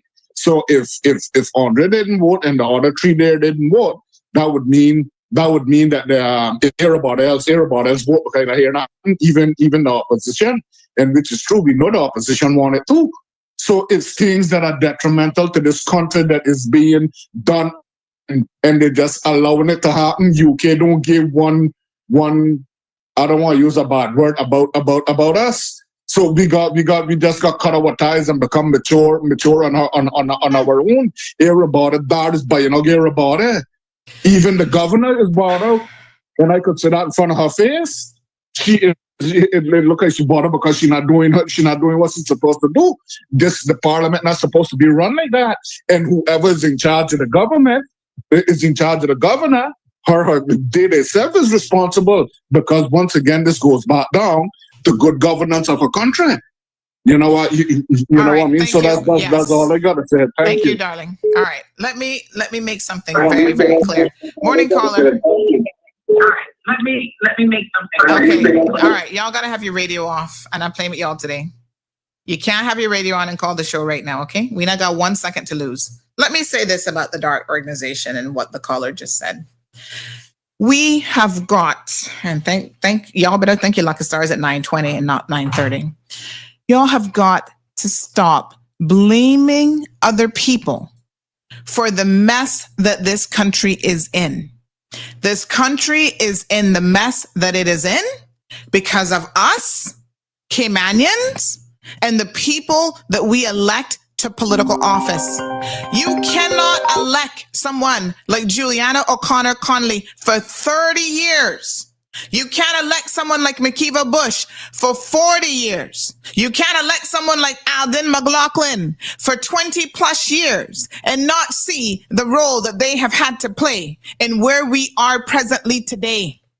Every single elected official who's been there 15, 20, 30, 40 years, they're the ones that you need to be talking to. Okay? You can't buy something that is not up for sale. It is easy, far too easy, for us to always want to blame somebody else for our problems. When are we going to take some accountability? When you go to the polls and you put your ex next to somebody's name, is Dart in there with you? Is he paying for that vote? Is he telling you who to vote for? The leadership is the problem in this country. So when Kavan says, how are we going to fix this? Oh, let's get rid of one man, one vote. Oh, let's get rid of independence. We need a party system. None of that fixes the issue. When you have double agents as ministers, when you have duplicitous ministers, when you have ministers looking to leave a legacy more than to build something for the people of this country that will outlast them. I don't care who you are. In 30, 40 years, nobody not going to remember your name, Juliana O'Connor Conley. But that's why you want a school named after you. That's why you want your stamp on it. Enough is enough. Stop blaming the big bad wolf. The boogeyman in the room with you is not the expat.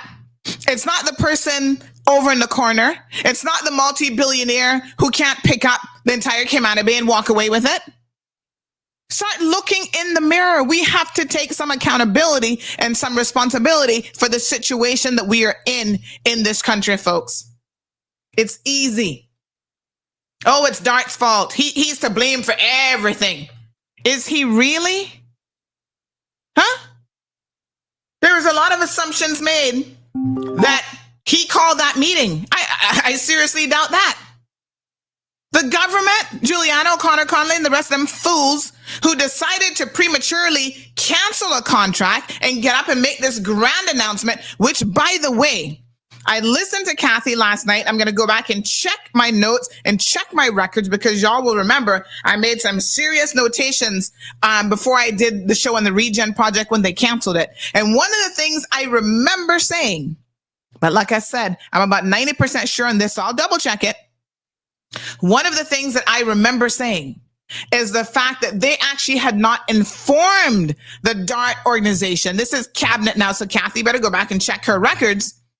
They had not informed the DART organization that they were actually going to cancel the contracts. In other words, the DART organization had not received a formal termination notification, none whatsoever. Because remember how I said how incredibly unprofessional that was? Who does that?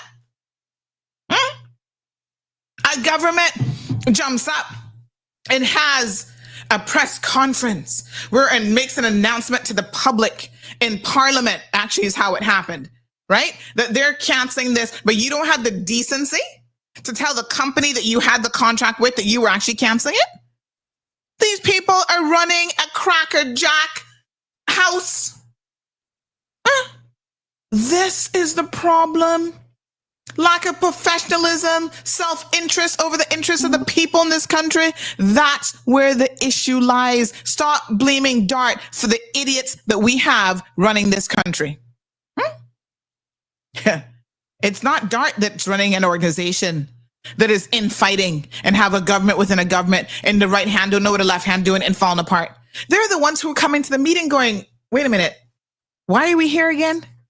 Because we already had another meeting with your people and they said XYZ. And now you here confusing us.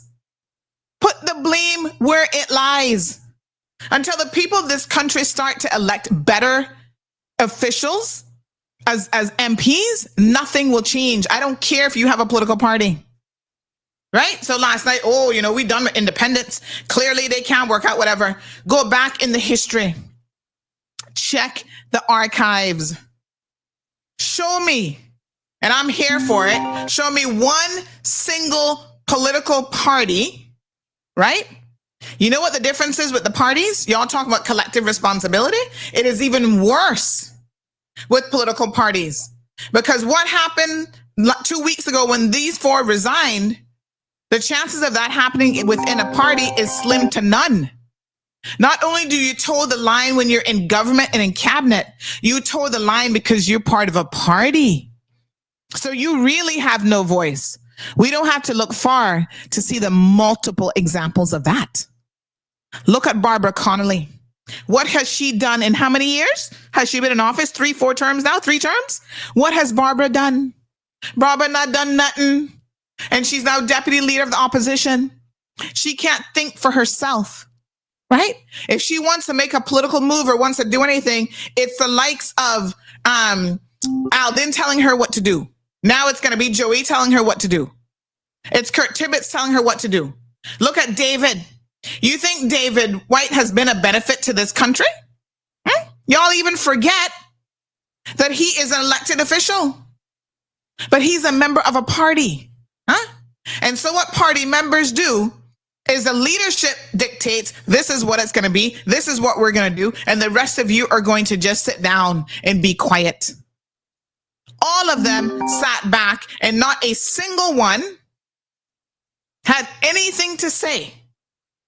When Makiva Bush physically beat and battered a woman, and there was video footage of it, you know why? Because the party told them to keep your mouth shut. We need Mr. Bush right now. We can't upset the balance of power in this country. The man said it in his own words. It's not in our best interest to move Makiva Bush. And so we look the other way. We remain silent. We allow women to be beaten by the Speaker of Parliament, and we say nothing about it because it's not in our best political interests. Y'all need to pay attention. No party system is going to fix what is wrong with this country. Getting rid of one man, one vote isn't going to fix what's wrong with this country. Electing more professional candidates will do that. Okay? Let's talk about what existed before one man, one vote. Al didn't beat up Elio or get boxed down, or one of them box each other right there in Parliament, right in that building. Huh? Pick sense from nonsense. Y'all have a very short memory. The people of this country are incapable of realizing the nincompoops that y'all have elected to office. So praise the Lord, it's 9:29. I think we're just about off air now. Because I'm going to just tell y'all let me log off air. I don't care if we're off air. Radio folks, y'all tune in tomorrow. Goodbye. Okay, I had to click it off. We might have been 1 little minute early, but I really don't give a shit. Because y'all are just, there's something wrong with the people in Cayman. There's something in the water. Stop blaming DART. Okay? Stop blaming the billionaires on the beach. They're not the fucking problem. The problem is our elected officials who are too money hungry and power hungry to ever do the right thing. And the 1 or 2 little times that we can find people who are not, Wayne Panton don't need your money. That man not even, I don't know if he's doing it now, but just up to the other day, he was even taking the money from government coffers to pay his staff at his political office. Nobody else in the history of the Cayman Islands turns down that $5,000. All right? Let's talk it now. Okay? Let's be straight. That is money that we pay for. Every one of them take it. Julie gets extra money because the Cayman Brackers, the Cayman Brack representatives, get extra allowance for housing and travel and whatever. You think they really care about saving the people of this country any money? They would turn that down. What she need it for? She not got a house in Cayman? She not got all kind of homes in Cayman Brack? What kind of $1 million land property, whatever? What does she need it for? She can take it and take it and take it. It's absolutely ridiculous. Y'all putting the blame in the wrong place.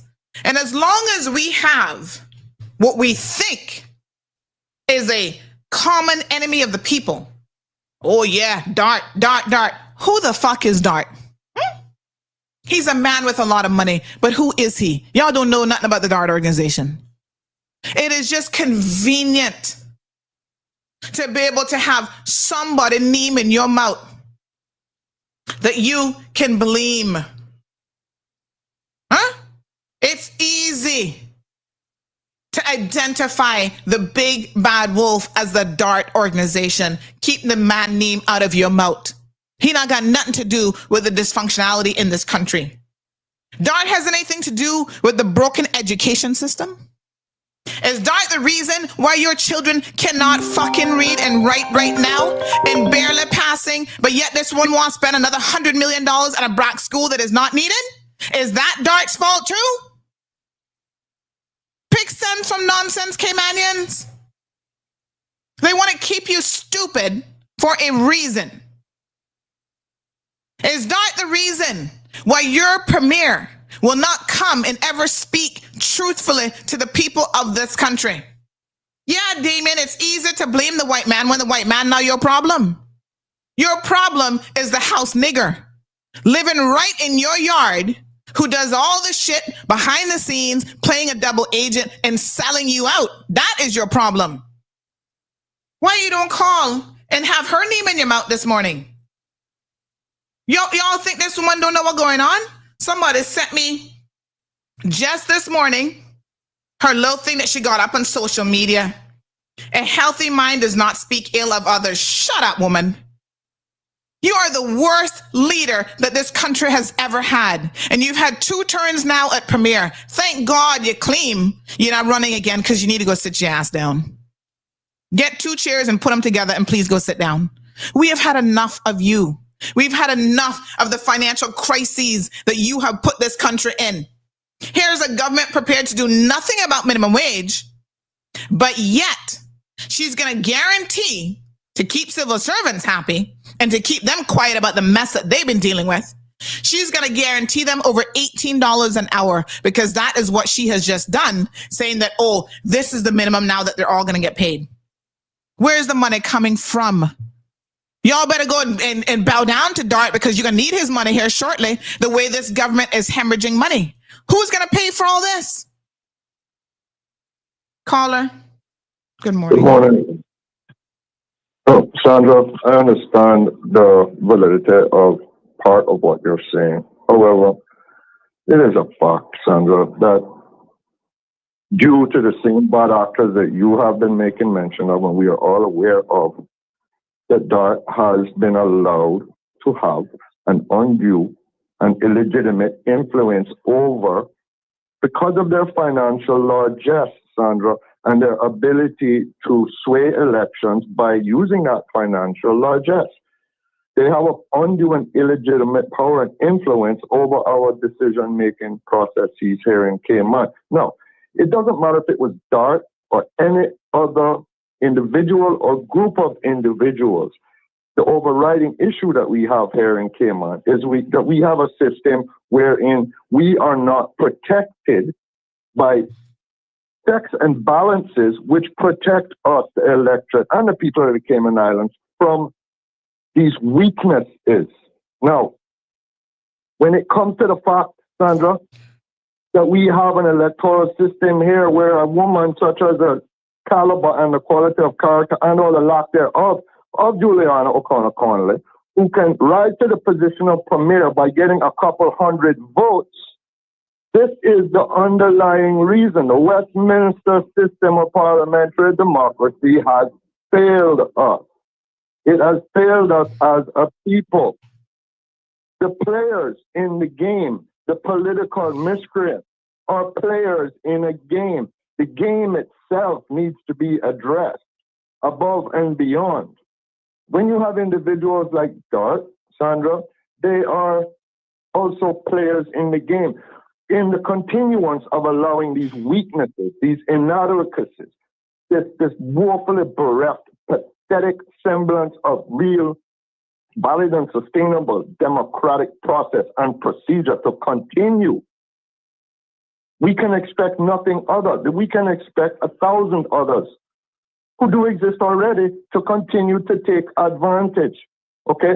Now, the regen project was, where did it come through? It came through at the tail end of a PPM administration giving an agreement, Sandra, wherein parameters were not properly set out. And we have this constant rearranging of deck chairs on the metaphorical Titanic of the Cayman Islands as it pertains to a highly corrupted and corruptible electoral system.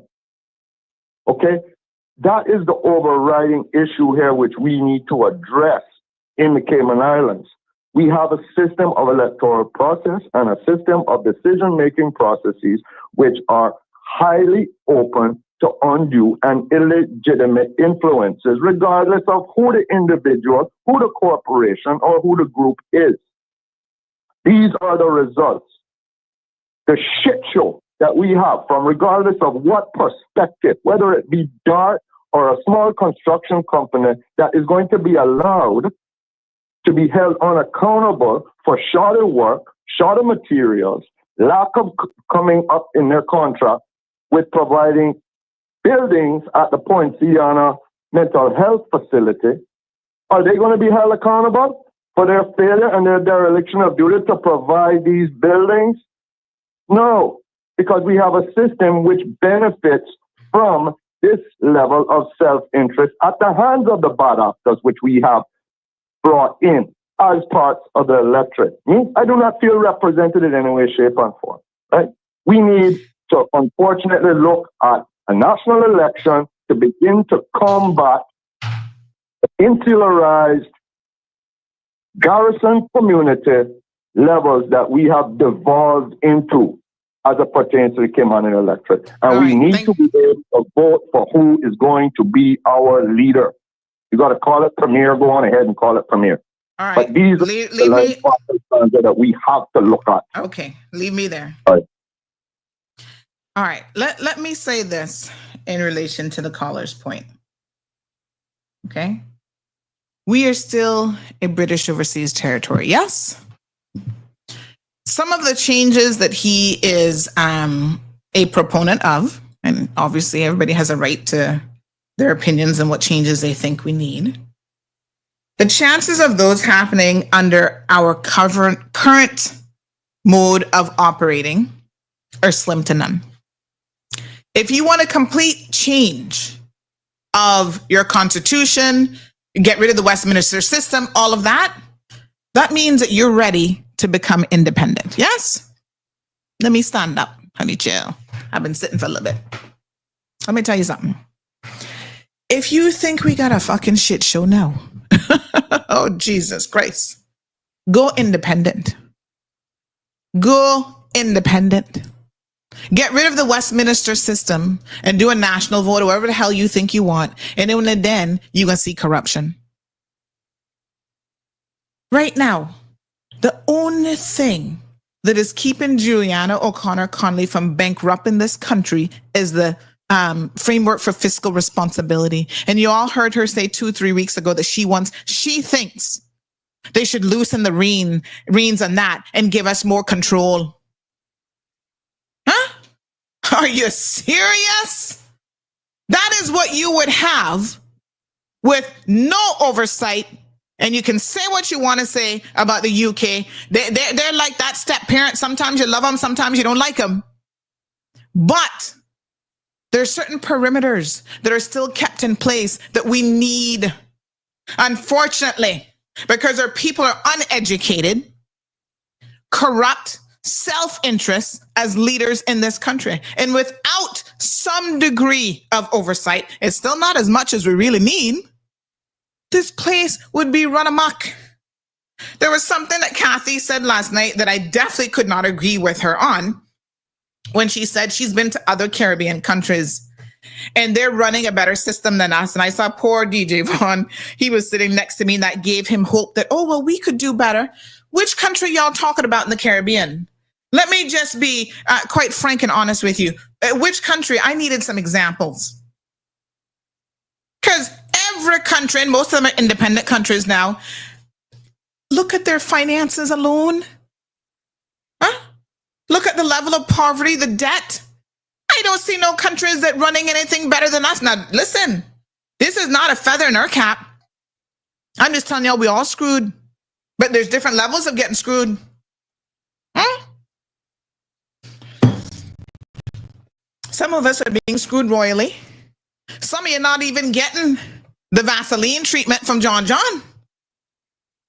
So I don't know what country is she talking about.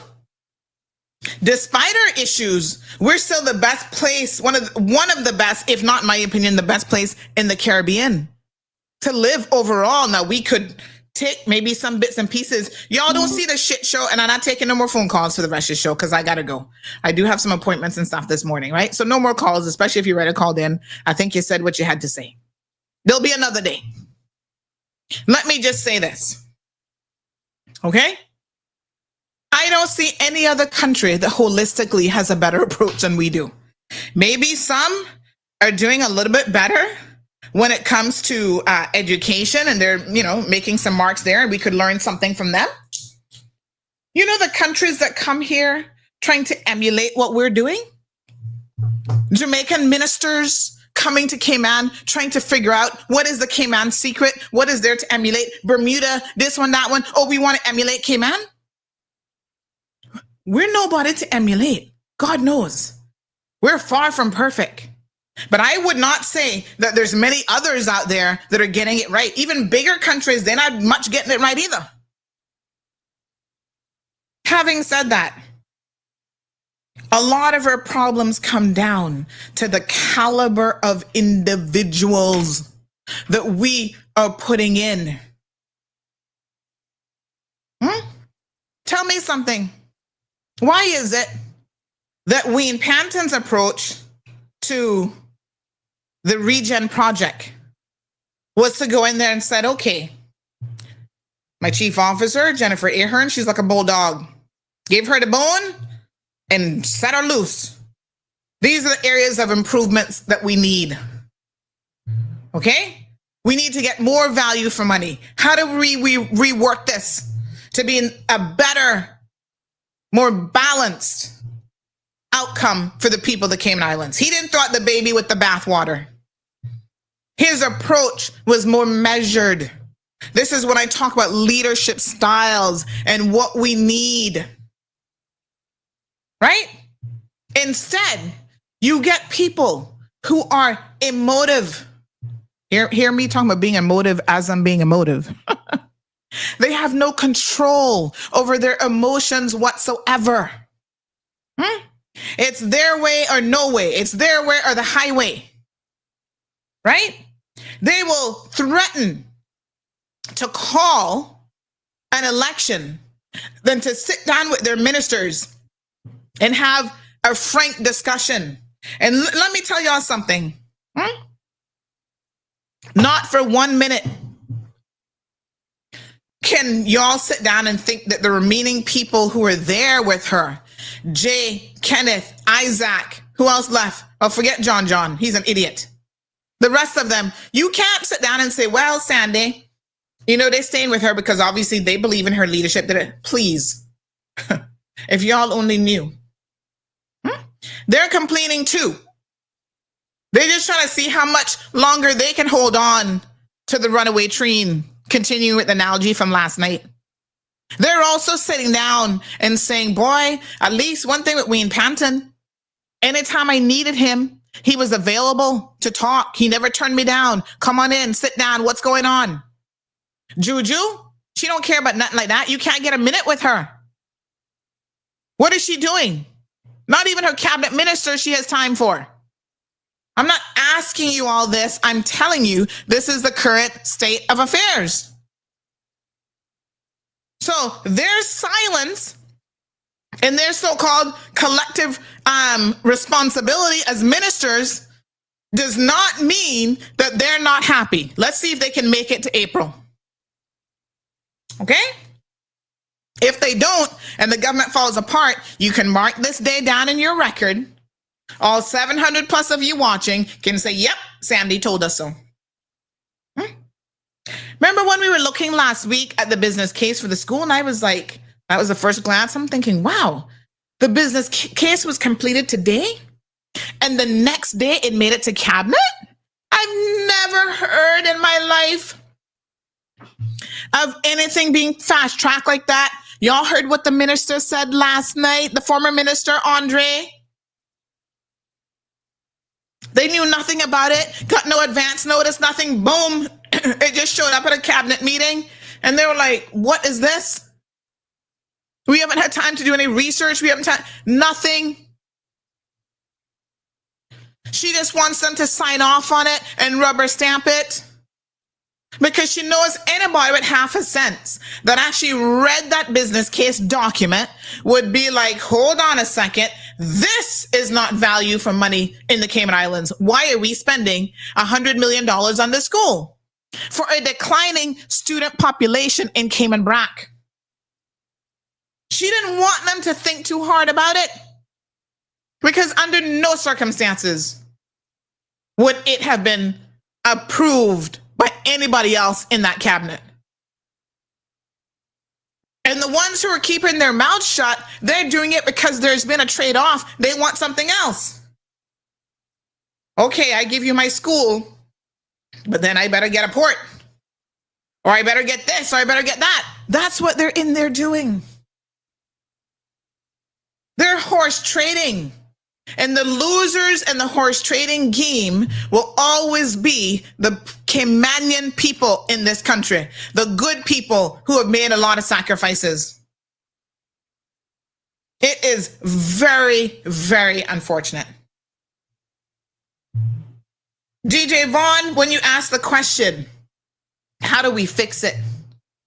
The fix starts with you, okay? Fix you, educate yourself. I found it interesting when Kathy was talking about, her, although we still don't have district council, she's tried to put one together and it starts out good. And then people get busy. Life gets, I don't got no time for that. We can't meet, whatever. I wonder when the last time her district council had a meeting. The people in this country don't have time for the affairs of this country. So what we do is we delegate that, but the people that we're delegating it to are a bunch of self-serving, idiots, really. So that's the problem. None of you take a real interest. And I mean, forgive me for being critical here. And I know everybody's life is busy, including my own. And so sometimes things fall through the crack. So let's be honest. When was the last time any of you picked up and learned anything even about the system? How many of you have read the Constitution? How many of you are encouraging your children? We have a day off and Parliament is meeting. Let's go down to the House of Parliament so you can see a little bit about how it works. Y'all not doing that. You find every excuse in the book not to educate yourselves. Sometimes the things that people call in on this show and say, as a fact, not an opinion, makes my head spin. So if you're not committed to being the change that you want to see in this country, what are you expecting exactly to happen? Right? We need some serious changes. But you, the people, you, the electorate, you, the Caymanians that want to keep our Caymanian numbers so small, you have got to do better yourself. Even our children who deserve the best opportunities, right? I'm going to talk about this survey now. I've been trying to get to it, and I'm not going to go into it in any detail, but I'm going to say this. This is the bullshit that you'll get up in arms about. Oh, there's a survey going around asking high school children, about their sexuality. Really? And you miss the elephant in the room about the whole point of the survey is to try to figure out, right? And that was but one or two questions. It's to try to figure out how your children are coping mentally, whether or not they're being harassed or bullied because of their because of their sexual preferences, their sexual, whatever the heck you want to call it. But you see, as Caymanians, we're so close-minded and we're so ignorant. We don't want to talk about these things with our children. That's why so many of them are victims of sexual abuse and molestation. We don't want to educate them about the birds and the bees. Their schoolmates are going to do it, and they're going to do it in the wrong way. Listen, if your child is gay or lesbian, you can't do nothing about that. You can't beat that out of them. You can try all you want. All you're going to do is make them hide it from you, have mental health issues, become suicidal, and God knows what else. So school is asking a ton of questions, trying to see where they need to focus their efforts, what preventative measures they need to put in place as it relates to harassment and bullying in schools.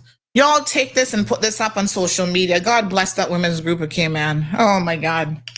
Y'all put it up on social media. And all of a sudden, that's the most important discussion for the past week. Let me ask you a question then. When was the last time you sat down with your own child and had a conversation? Have you asked them how they're feeling about their sexuality as a high schooler? What peer pressure they're getting? Who's saying what to them? Are you checking their phones? Are you doing your own survey? Y'all not doing nothing. And when somebody else tries to do it, all of a sudden it becomes a problem. What are they asking my children these questions for? Maybe they're asking them because you're not asking them. I'm just saying. The things that we try to focus on and nitpick on are not the things that are going to make this country any better. You want to make a better country? Start with better candidates. Better candidates can, or maybe not, form parties. Like I said, I don't want y'all to think that the party system is the answer to anything. going back to having multiple votes is the answer to anything. Look at what you had, the infighting you had before. They were physically assaulting each other. Putting, what's the name of that stuff again that they, couch in each other's seats. Was that any better? You see, y'all have short memories. And then I suspect that some of the younger ones don't remember or know anything about these types of things. I wanted to ask DJ Vaughn, you know that one of your ministers, elected officials, put couch in somebody else's seat and gave them a bad case of couch right in the House of Parliament? They have long been acting like children. And the people in this country are here for it. No better time than election time when they come out with their noise makers and all their foolishness. Oh, y'all show up to those meetings. Remember when Joey Ebanks was having his mental health break? That's what it was. And he was on the radio calling out this one and that one. Remember, somebody sued him in one lawsuit and all kind of money, right? Talking about people, this and that. Y'all were there for it. You're like, yeah, I can't wait. Joey on right now, boy, girl, I gotta go. I don't want to talk about education. I can't go to a PTA meeting because Joey on talking something. Pure nonsense and pure foolishness. And y'all saw that he was a man that was spiraling out of control because of drugs and mental health. But that's what the Kimanian people are for. You see here? 677 people over here. I don't know how many we got on Instagram. Right? Now, if I was here, folks, talking about almost 50 on Instagram, if I was here talking about somebody having an affair, cussing out this one, we would have double the numbers. Somebody, we being posted, somebody just sent me a video this morning, something about some, what the hell this one is? A video of a married policeman here in Cayman Islands and TikTok from St. Vincent. Oh yeah, when I post that up and I have that discussion, y'all gonna be here like bees out of honey on the comb. Y'all gonna be here for that discussion. Where are you this morning? When we're talking about how to choose better people to lead this country in a meaningful way forward. Parties not gonna be your solution. And we can have people come forward this election who will tell you that this is what we're going to do. We're gonna have an organized group. And within that group, we're gonna say, okay, if you elect us, this one is gonna be minister of this one is gonna be minister of that. And that all sounds fine and dandy until May the 1st. Election day, April the 30th. May the 1st. Not everybody in a party is going to get in. You will have some people that make it and others don't. So everything they told you about how they were going to put this one in this position, all of that falls away. And it's back to the same old horse trading that has existed from time. And everybody wants to try to form the government, whatever coalition government they're going to call it. So if PPM gets in there, they're going to call it a PPM-led coalition. And they will work with anybody, including McKeever Bush. Don't make them lie to you. And it comes down to power. That is it. So there are ways that you can make a change. Number one, you better make sure you're registered to vote. Now, somebody told me, my husband, he can get registered now, and I got to make sure he not even asked one question about it. I'm going to make sure he's registered to vote because he's not really a political person, but I'm going to make sure he gets registered to vote. I understand you can even do it online now. Easy peasy. And then you need to start doing your homework on the people who want to represent you because not everybody is worthy.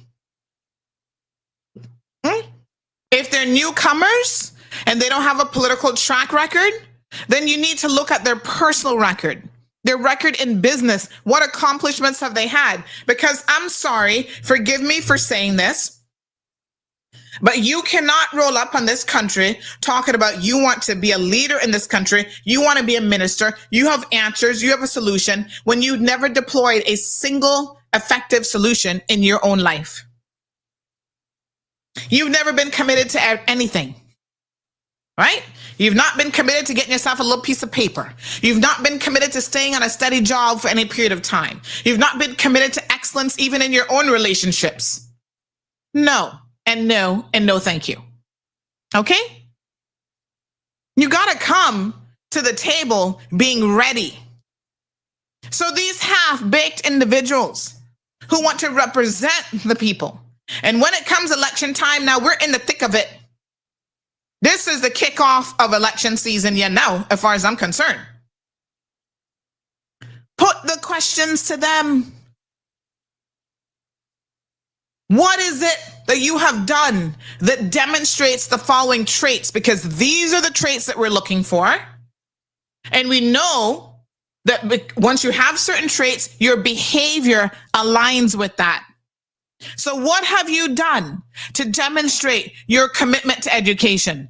You can't get on this platform or anywhere else and talk about you're committed to education and our children need a better education to be able to compete in this world, which by the way, they're getting left behind in. Okay? We should be teaching artificial intelligence in our schools. Let me see the curriculum for it. Instead, we have ass backwards religious zealots who only want you to read the Bible and stay stupid. Yeah? If you come to me and say education's important to you, I said, oh yeah? Show me. Why? How? Because if it's important to you, you make the commitment in your own personal life. Huh? You can't have it any other way. You have made the necessary sacrifices. You can say, yep, I grew up piss poor. But you know what? The one thing I knew is that having an education, being able to think for myself, being able to do research, being able to, that is a skill that I needed and nobody was going to stop me. And so instead of going out there and being concerned as a 20-year-old with the fastest car I can buy, I was rubbing 2 pennies together to go to UCCI. I was rubbing some more pennies together to do an online course. I was signed up for an electrical program. I was doing something. Demonstrate it through your actions, your history. This is how you change the system. They say pressure bust pipe. Put these politicians under some pressure.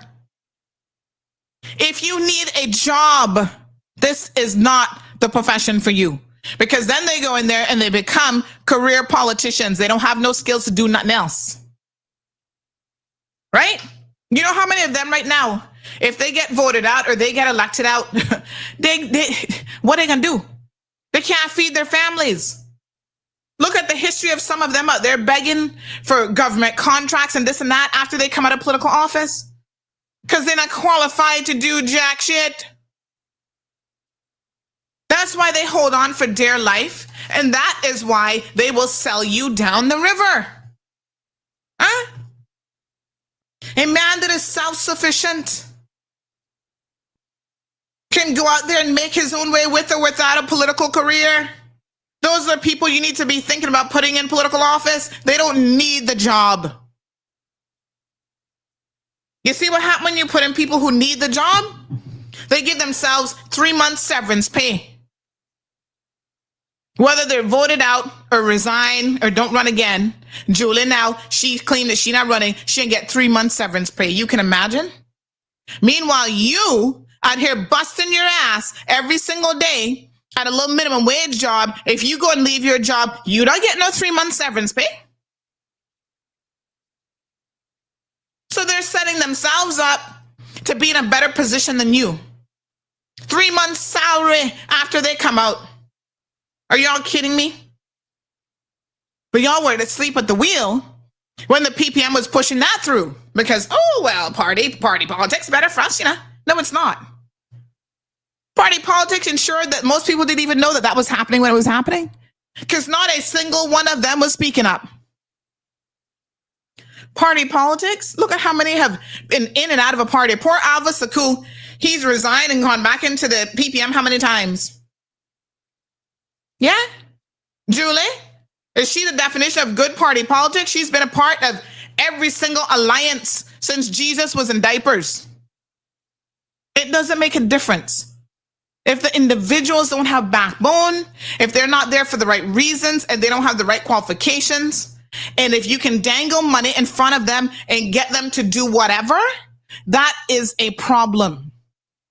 That's where your problem lies. It ain't got nothing to do with one man, one vote. It definitely not nothing to do with no friggin' what are you calling it? The constituency district councils.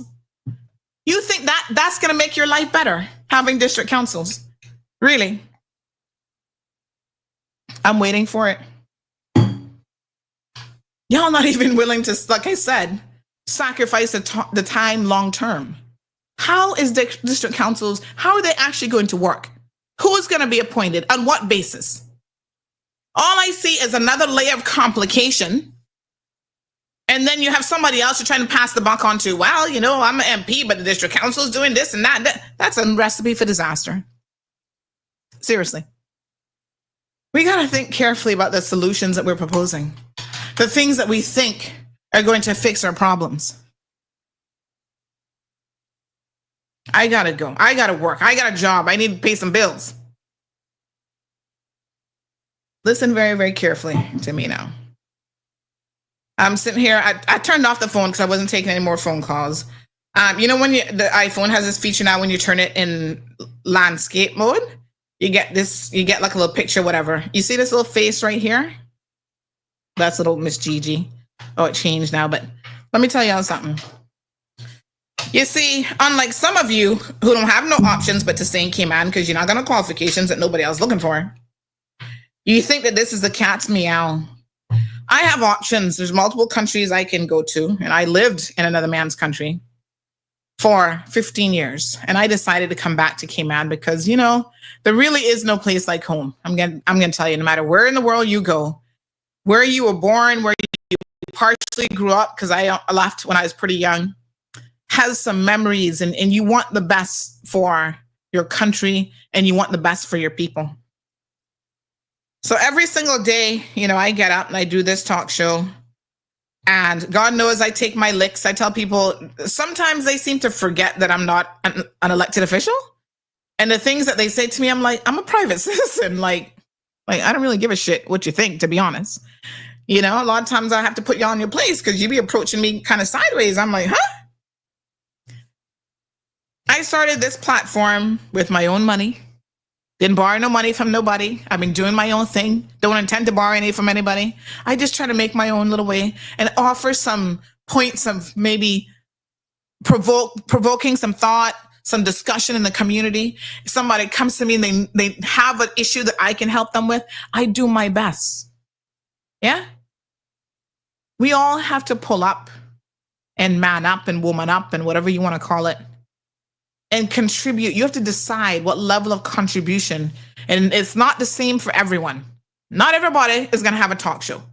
Not everybody is going to be, well, if I going to go call my road, then things get done. But you contribute in different ways. If you have a child, right? You need to fight for Cayman, for your children, not for yourself. When they're trying to buy you out with a COLA, a simple increase, giving you $2,000 now, but the actions that they're taking is going to double your debt, and you're going to be paying way more than that. Wake up and speak out. Someone asked the question last night, how do we stop this Cayman Brack school? You can stop it. Even now, as she's trying to push through everything as quickly as she possibly can, you can stop it. Listen, there's a story about some East Enders going up against some construction people up there, standing in front of backhoes and refusing to move so that the people could get no work done. You need to find your inner activists and do what you need to do. As long as it's legal, we're not into destroying no property or harming anyone. But if you need to stand in front of a backhoe to stop $100 million school from being built, then do it. If you need to call your MP, right? Call Juliana on the phone and said, Miss Julie, with all due respect, we don't appreciate how you've been going on, and we got a problem with it. then do it. Okay? If you need to get on your social media, if you need to start a petition, then do it. Those are the things that you need to do. Speak. You have a voice. I'm hearing that the poor civil servants so scared now that they're DMing people. Oh, can we have a secret ballot? Can we do this? Can we do that? How can you be scared of a woman who claims that she cares so much about you, who wants to make sure you're making $18 and change an hour, who is just giving you a $2,000 COLA? You know why? Because all of that is duplicitous. You civil servants know the real deal, because she does that on the one hand, and then on the next hand, she gets up at a senior meeting of civil servants and says, oh, we're monitoring your phones. We're spying on you. Anybody who leaks anything to CMR is going to be in a world of trouble. That's the bullshit that this same so-called Christian woman is telling you all to put the fear in you. And it's foolishness. And every single time you guys stand up, thank you to the people who leaked me that report of the business case, because she would have never given that to the people of the Cayman Islands. And I want every single one of you to have a copy of it. Okay? This is what I'm going to do. We're going to put it out in the public domain. Now, when we wrote the first article, I was trying to embed it in the article, but I was having a little bit of issue. That should be fixed now. It's time for us as Caymanians to take a stand. This is a pivotal election. I pray to God she's not running, because I will make it my business to go to Cayman Brac myself and talk to some Cayman Brackers. I know they can't get Bobo over there. I will go and tell them, please, 30 years of her has been enough. I will go to West Bay. 40 years of McKeeva has been enough. It is time for these people to retire and go off into the sunset and find something else to do with their time. They're not doing anything that is in the best interest of the people of the Cayman Islands. And so you, the people of the Cayman Islands, you're the change that you keep complaining that you want. You have to do it. Enough is enough. Don't curry favor with nobody.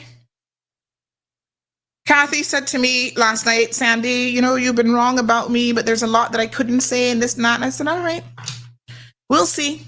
One thing I know about time, it reveals a lot. And I am actually a very forgiving person, you know. Trust and believe me. Because as Aunt Lottie used to say, honey child, all you have to do is give people time. They can reveal who they are to you. When Julie threw Andre under the bus with that whole thing with the credit union, I said, I said, there is the Julie that we have come to despise. There she is, showing her true colors to her deputy premier. Because remember when I was telling you guys that Wayne Pampton was more than happy to step down, because for him, it wasn't about self. He thought he was the best man for the job. His cabinet members said, nope, you're not. Okay, I will gladly step down. See Andre right here? He is capable, level-headed, yada, yada, yada. Julie threw a hissy fit. Refused. Absolutely refused to have Andre be premier of this country. She's something else, you know. If you haven't come to that conclusion yet, she is something else. So there you have it. Now look at what has happened under her leadership. Both times that she's been premier of this country, she's ran a minority government and ran this country into the ground. This time she was at it a little bit longer than the last time, and that is the problem. So look at the leadership and recognize where the problem lies, and it is with her and anybody who decides to blindly follow her. People are afraid of losing a ministerial seat. They're afraid of an early election. But you know what we, the people of the Cayman Islands, are afraid of? We're afraid that you guys are going to put us in so much debt that we'll never get out of it. And all the countries that we can twiddle our little noses at and look down on in the Caribbean, that is going to be our future because of people like her. So, you want to know how to fix the system? Start by fixing how you move and the decisions that you make. Quite frankly, it's as simple as that. Folks, I gotta go because bills don't get paid if you don't work, okay? No, going to NAU is not the solution. That's part of the problem. You're able-bodied, you're able to get up, go and do something, go do it. That's how you become part of the solution. Folks, we're in for a rough ride. And I'm telling y'all right now that ultimately we're going to have a lot of decisions to make. Candidates will be coming on this program. Some are already signing up. And we're going to hear what they have to say. We're going to ask them questions. I want you guys to ask them questions. This isn't about having an easy ride into elected office. They signed up for this. So be ready. That's how it works. We're going to spend more time going through elements of what was said last night and dissecting it. The bottom line is this. They decide to get off of this train wreck in order, in their words, to try to save what little we have of country left. If you're not part of the solution, then in my humble opinion, you are part of the problem. And it's time for us to not be part of the problem. Okay? That's all I got to say, honey child. I'm wishing you guys a beautiful day. Thank you, Petro. I'll bring that up to the powers that be over at DMS. They own Bobo, not me. So I'll bring that to their attention. You guys have a wonderful day, and we will catch you tomorrow morning at 7:30. Thank you for tuning in to another episode of The Cold Hard Truth on Bobo 89.1 FM. Cayman's #1 talk show is live weekdays from 7:30 a.m. Never miss an episode again. Watch anytime on CMR's Facebook and YouTube channels for the latest show episodes. Don't forget to follow us online on our social media channels and visit CaymanMarlRoad.com for all the latest news and community happenings.